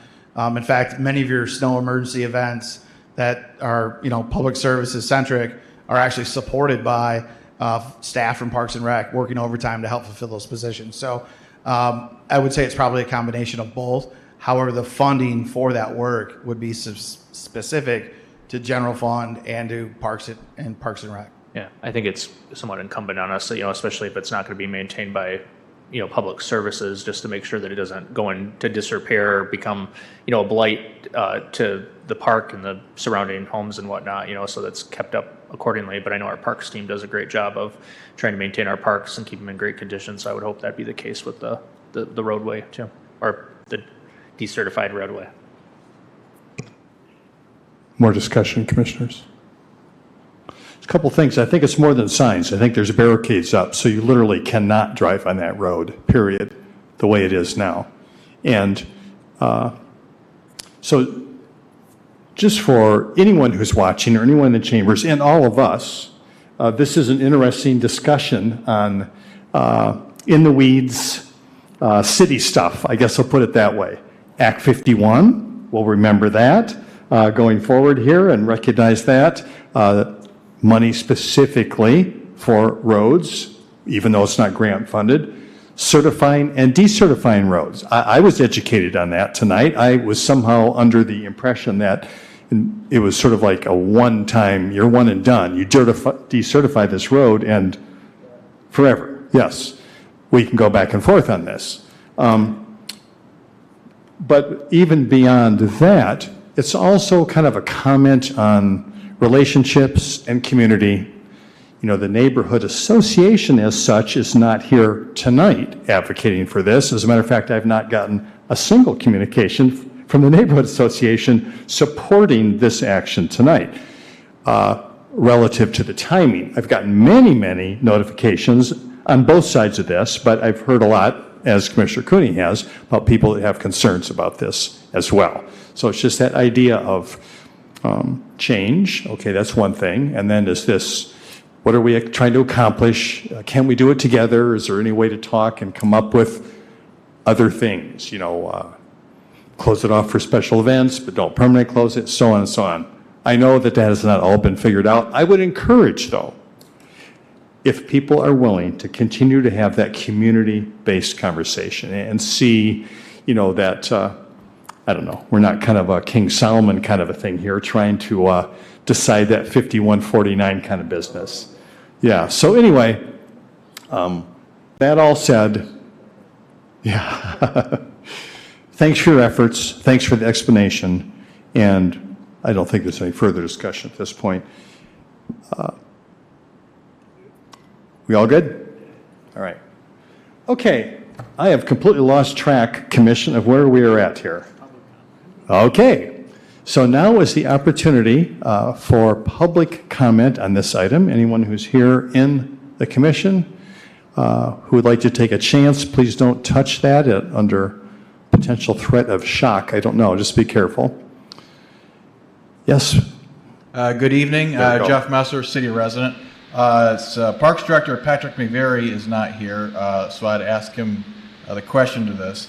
But if anyone is concerned about maintenance at Jones Park, I want to remind the public that the Parks Department has had since April 2022 an Adopt a Park program. I don't know if Jones Park is adopted or not. That's the park that's adjacent to the play street they're talking about. You can go to kzooparks.org and click on Parks Directory and look up Jones Park, and it will tell you if it's adopted or not. And if it's available, I would encourage you to adopt it, and then you can make sure the gravel or anything else there is taken care of on your free time. I adopted Davis Street Park 1 month after the officially adopted Davis Street Park 1 month after the Adopt a Park program began. And I got different things that I do there. One of the things that I have to frequently do is replace the large rocks that are in the skateboard plaza because the kids keep removing them.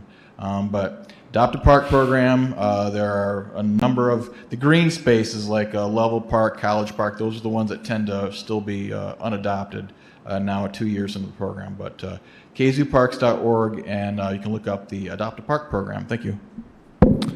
Thank you, Mr. Messer, and thank you for being a park foster parent and encourage that. Yes, I appreciate your patience. I think you're going to have to use that handheld one. I appreciate your patience. I know this is probably a very small thing, but it is where we live and where we deal with these things on a day-to-day basis. The survey that they're talking about, 4951, we went through every single one to really, because made it sound like it was a landslide. And we came to find out, no, in fact, it wasn't. And so then why? The people who thought it was a great idea just haven't shown up, because on paper, yes, it sounds like a great idea. And we're going to use it in this, but it just hasn't shown up. We have had a year to monitor. I don't know how they've monitored. We live, as well as 2 or 3 of our neighbors, directly accessing and have full vision of the park, and it hasn't. We are not against not having activities. We are not against or advocating complete opening. We want to share. We want to be open to everybody's use. That's the whole point of this. So they talked about many ideas of hybrids. We probably haven't talked about with the park department, maybe Ms. Slaby. But we would very much advocate use for all, so that everybody has opportunities. Bring food trucks, great. Let's close it down and have food trucks. Let's have other, but the street itself is not being used. The park itself, the green space, is always in use, and it should be. It's a city park. Oh, and one last thing. I think I didn't about going around the park. It's a big inconvenience, especially in the wintertime. Our street is on the base of 5 hills. And in the wintertime, even the Upper Peninsula had a dry winter. It's unusual. But I have a video of a KPS school bus starting to slide sideways down that hill. They had to put on the emergency brake, call the garage, have somebody come up and assist them in getting the bus back on track. This is what we've been out there. We're getting a little older, so getting out and shoveling people, they're getting stuck or sliding onto the curb. It's getting a little old for us now. So that's why Peak Street was in the wintertime, and it could be still plowed, an access for us to get out. So I didn't want to take any more of your time, but thank you. Appreciate it.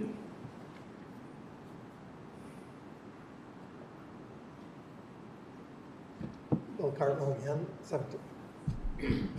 again, 1712 Green Lawn, my wife. Couple of concerns that you said there was overwhelming support for it, and that you were informed the entire neighborhood wants to activate the area. I don't know where the information's coming from, but I suspect through somebody whose title is activator.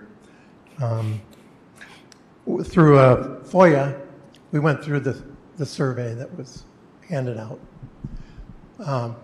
And there were 40 responders who were not within the neighborhood. So, I mean, even if you add that, it's close. But if you take those out and mainly look at the residents of West Main Hill neighborhood, there are actually more people, by 6, that did not want it permanently closed than did. There was another small group, about 27, that would consider closing it if there were modifications to the Police Street plan, so-called hybrid solution.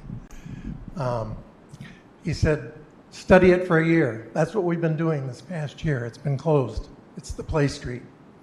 There's no use, almost no use daily. We appreciate the special events. We like the Play Street concept.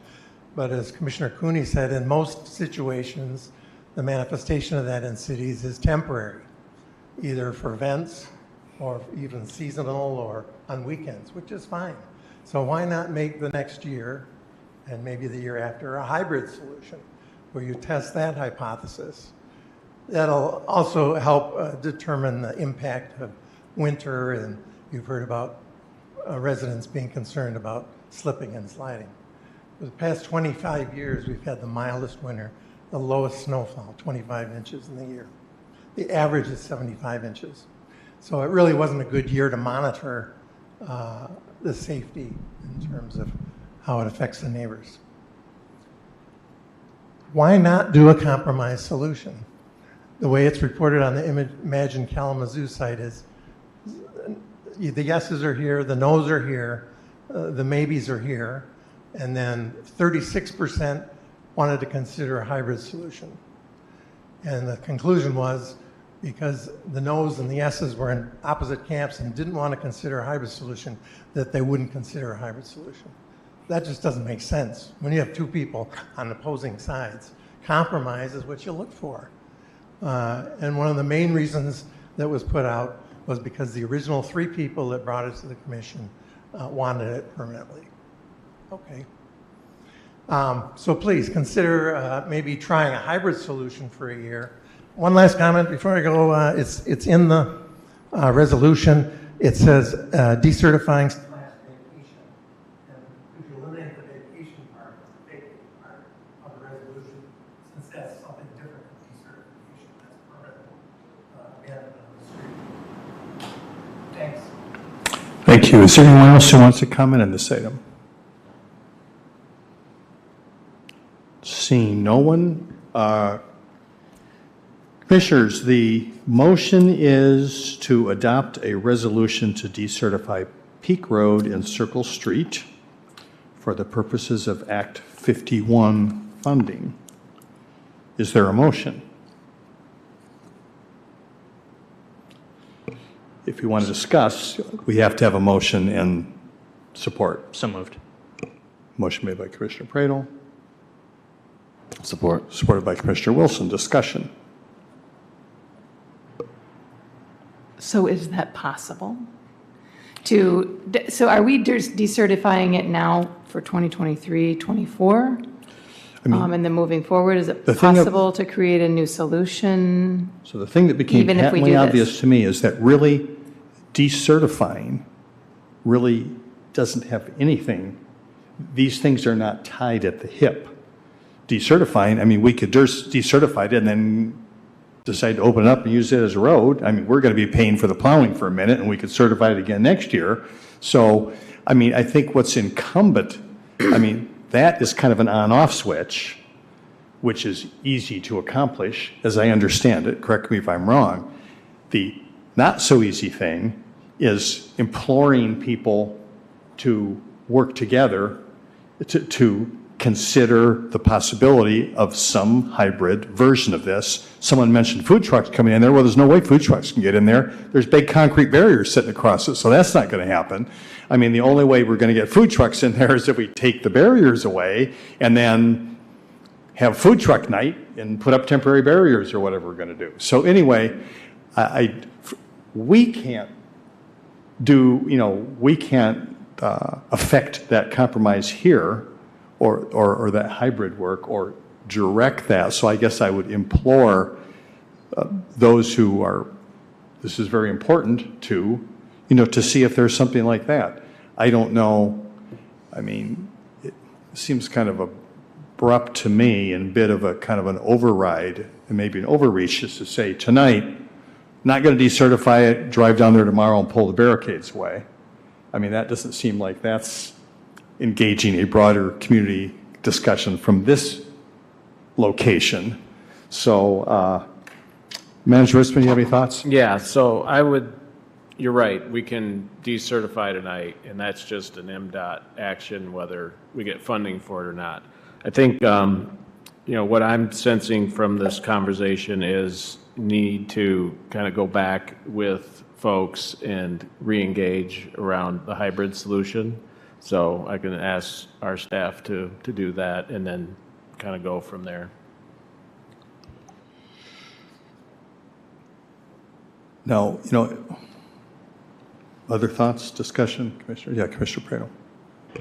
I mean, I'm all for innovative, creative ideas as a community, but I do think that there are instances when you have a 49-51 vote that you should take a pause and say, okay, wait, this isn't a slam dunk, right? So maybe we should work a little harder to find some common ground with people. And I think that's one of those situations. It's I think as a community, and I'm kind of directing this more so to you, Jim, and the team, is at what point do we want to aggravate people? There's some instances where we have to aggravate people because there's stuff that has to be done.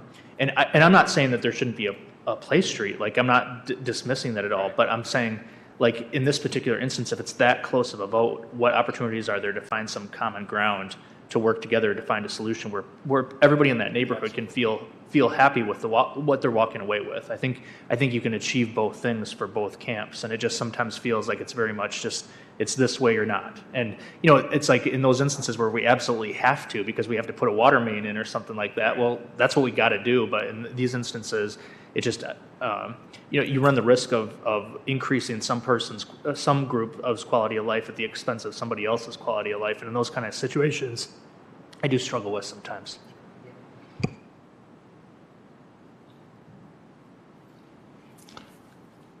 So I'm sorry, I got a bit of a technical question here related to that. So first, it seemed patently obvious to me, hey, we got the street blocked off. We can't go to MDOT and say, still in the Act 51, give us some money for it.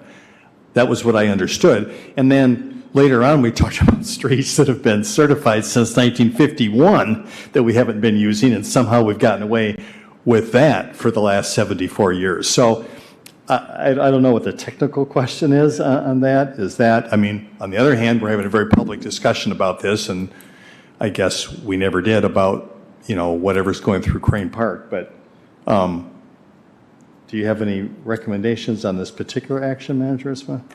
Oh, the decertifying? The decertifying. Yeah, I would recommend going forward with it, just so we can clear things with MDOT relative to those two streets. Which does not in any way impede or prohibit this idea. In fact, we'll pass it with the general affirmation that we're asking people to seek, further resolution on this. Correct. I think it would. May I have questions for Manager Ismail? I think it would cause far more confusion by not decertifying it tonight, because then it basically, by you doing that, it's saying, well, you can't just not have it certified and no cars on it. So I think it would cause too much confusion and stuff if you didn't act tonight. Okay, that's helpful. Thank you. Clerk Borling, please call the roll. Mayor Anderson. Yes. Commissioner Cooney. Yes. Commissioner Hoffman. Commissioner Pradel. Yes. Commissioner Wilson. Yes. Vice Mayor Hess. Yes. Thank you, Commissioners. The motion passes. Next are reports in legislation. City Manager Ritzman, do you have a report? Yeah, I have a couple of things. First of all, in reference to a comment we heard earlier about the downtown parking and specifically on Farmers Alley, we did get some information from the parking consultant or the manager that 20 tickets in Farmers Alley were written this past Saturday evening alone, and KDPS has been out there every weekend also. So according to them, they feel that this is the most highly focused of the areas downtown right now. So just to address those concerns. And then as part of the report this evening, you see a annual report of planning activities as required by the Zoning Enabling Act.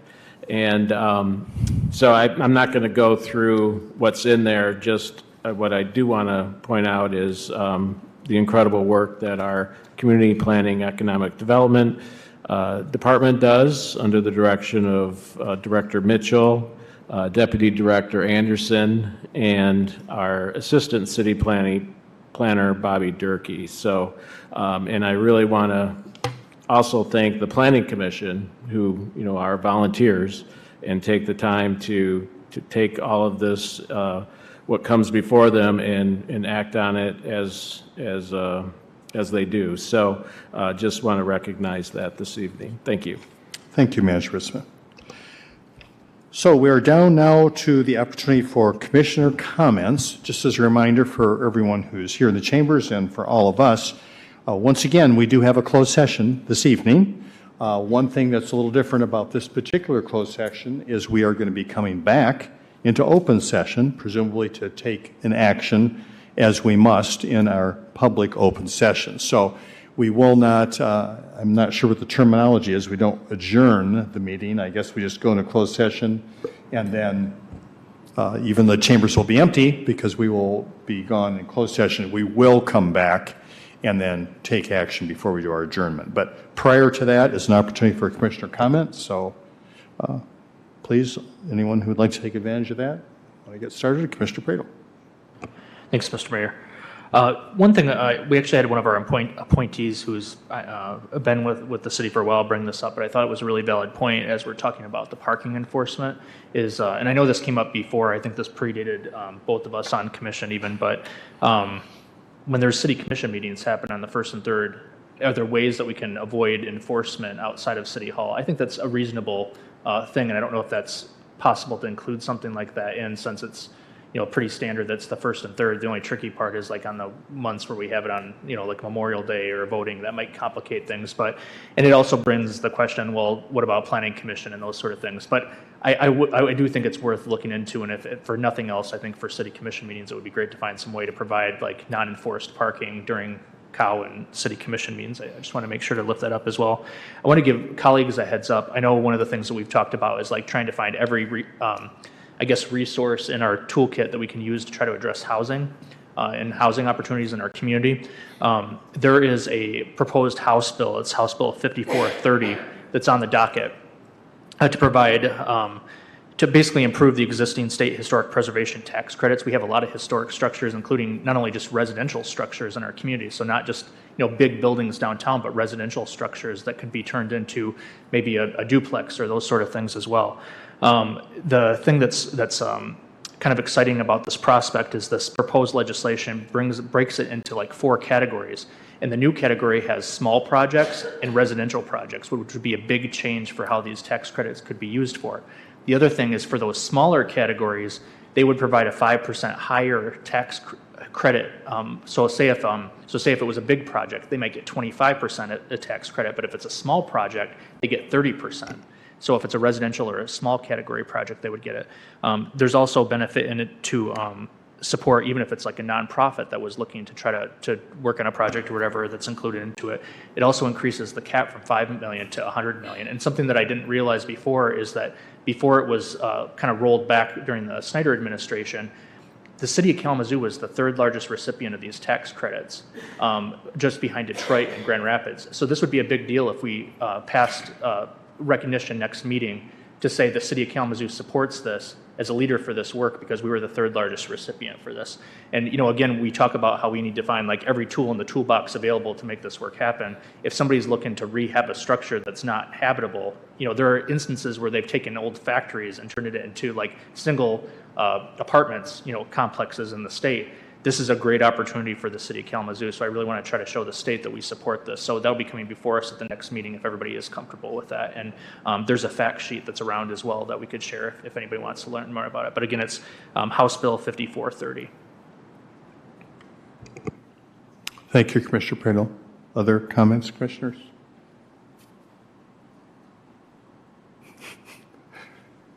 Vice Mayor Hess. Okay. Thank you for that, Commissioner Pradel. Appreciate your work on that. I think I just want to encourage everyone on Friday to, if you don't wear orange, please keep a prayer in your heart for gun violence and the efforts that are going forward toward eliminating it in our city and in our country. Again, because of the proclamation we had earlier. And June 14th, hey, come on down, 11:30 to 1:30. The lunchtime lives begin, and our community can be together. There are people from the city, people from the planning office, and all kinds of games and music and food to be enjoyed with our community every Friday beginning June 14th. And thanks to Parks and Rec for that. And then also more gratitude to Parks and Rec for finishing up with a bang the PAL, the Police Athletic League baseball program at the Growlers on Saturday. It was so fun to watch those kids play on the big field, T-ball and machine pitch. So it was just wonderful. Kudos to, again, Johnny Berry and Patrick McVeary and Evan Gray for really spearheading that effort and getting those kids being able to play this great game. And then going to the point of sport and activity as a vehicle for delivering education, I just really want to give a shout out to Kalamazoo Central's track team, men's track team, for winning the state championship on Saturday. It's their first state championship in track since 1965, and it's obviously a work of really a real work of love, and kudos to those young men. Thank you. Thank you, Vice Mayor Hess. Anyone else who wants to make any comments? Everyone's looking forward to our closed session here, so I'm sorry. I do have a couple of things I want to comment on. Just one thing related to what you were mentioning, Commissioner Cooney, and I hesitate to recommend this because I'm sure it can be a bit of a burden, but I subscribe to a lot of things, and I often have housing-related opportunities that come across one, communication or another, and I always forward those to our city team that are looking at grants. And a lot of times they'll say, I saw that, we're looking at that, we're working on it. But I think that's something we need to continue to support. Relative to that, the governor just made an announcement about more funding available for housing in the state. As soon as I saw that, I sent that to our grants team, like, the rules aren't out yet, but let's watch this, let's make sure we're on top of that, and so that we can benefit from those kinds of things. And I do think we need to continue, no question, to focus there. I just wanted to mention a couple things. I mean, we got into Act 51 and certifying and decertifying tonight, but I just wanted to mention a couple things related to that. And one of the exciting publications that you get to read when you sit in this seat is something that I read. It's I get it in my mailbox. It's called Stormwater Solutions. And people ask me whether I read fiction anymore. I don't. I read a lot of these periodicals. But here's one thing I want hopefully somebody to hear, and that is this, that there are so many jobs and kinds of activities that you can do in your life which you can not only make a decent living doing, but you can make a difference in your community. And a lot of times we think, well, it's just one category. I don't know, maybe I'll be a social worker or something. But yes. But as it turns out, one thing I'd like to recognize is in the most recent version, if you want to look it up, of Stormwater Solutions, the May-June issue, there's a focus on 4 young women that are basically being held up as young pros who've gotten into this. And some of them came in, through having interest in environmental issues and that sort of thing, and are seeing the important work that can be done as it relates to dealing with stormwater issues, which we deal with in this community. And we just were, because of our grants team, we just got a huge investment in some of that stormwater work, but much more to do in terms of keeping petroleum products out of our water, treating our wastewater, making sure people don't flood. So it's one of those things that on the surface maybe doesn't sound like a particularly exciting or engaging thing to do, but if you read the bios of the 4 young women that are involved in this work across the country, you'll just see a passion and commitment they bring to their efforts working with municipalities to address stormwater issues. Cool thing to do. Another thing along those lines, and I want to get to PFAS at the end of this, is that there's a new amendment that came out with the American Disabilities Act, which was passed in 1990, and is called Pedestrian Right-of-Way Accessibility Guidelines, PROWAG. And this is a new expectation related to design, Commissioner Cooney, that is going to add cost to things, but it's also making sure that there's adequate recognition of persons with a disability and accessibility on sidewalks and intersections and all that sort of thing. And this is now a federal kind of a mandate that's requiring communities to follow this all pedestrian facilities kind of approach to things. And so that's a good thing, but that's also something that will add cost to the work we do. And getting back to this PFAS business, which we've just had a discussion about millions of dollars of investment that we are making here, and that is the decision that was made by the EPA. And I just appreciate the heck out of that. We have an EPA that's looking at these forever chemicals and saying, hey, let's try to limit those things from our water supply. But guess who ends up paying for it? You know, it's us. Okay.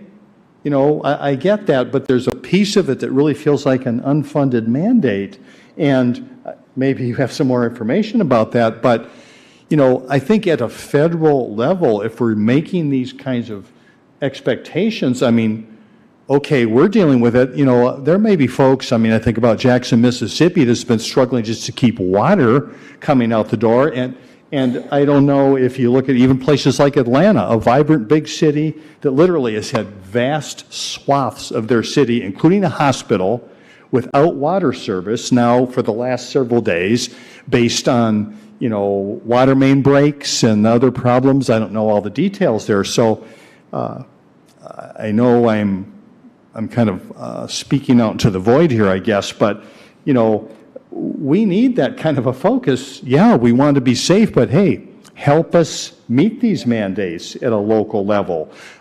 So this is going to happen whether you have big income or little income. We're going to make this investment. That's going to affect your water rates. And so help. That's all I can say as far as that goes. Now we need a motion to go into closed session. All right, motion made by Commissioner Cooney, supported by Commissioner Hoffman. Roll call, please, Clerk Borling. Commissioner Cooney. Yes. Commissioner Hoffman. Yes. Commissioner Pradle. Yes. Commissioner Wilson. Yes. Vice Mayor Hess. Yes. Mayor Anderson. Yes. Thank you, Commissioners. The motion passes. Just a reminder, we're not adjourning. We're going to go into closed session. Have no idea how long that will be, but then we'll have to come back here to finish the meeting.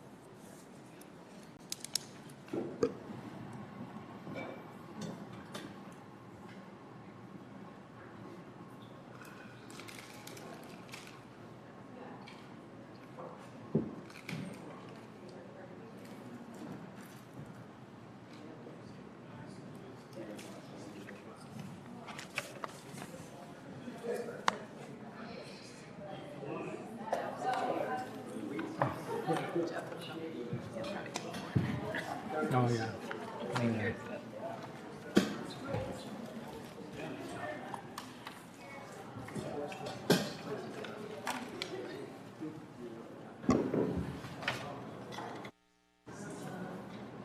All right.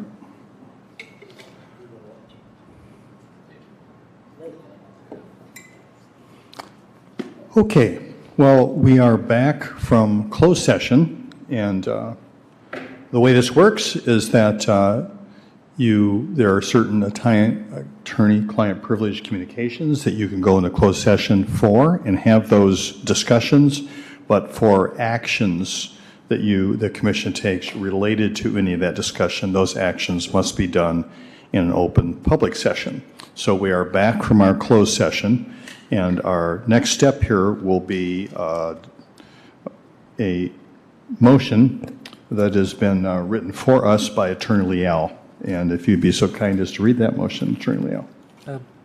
Yes, Mayor, of course. I'm seeking from a motion from any of the commissioners that the City Commission make an offer of judgment of $300,000 in the Lakeisha McMillan versus City of Kalamazoo lawsuit. Is there a motion? Motion made by Commissioner Cooney.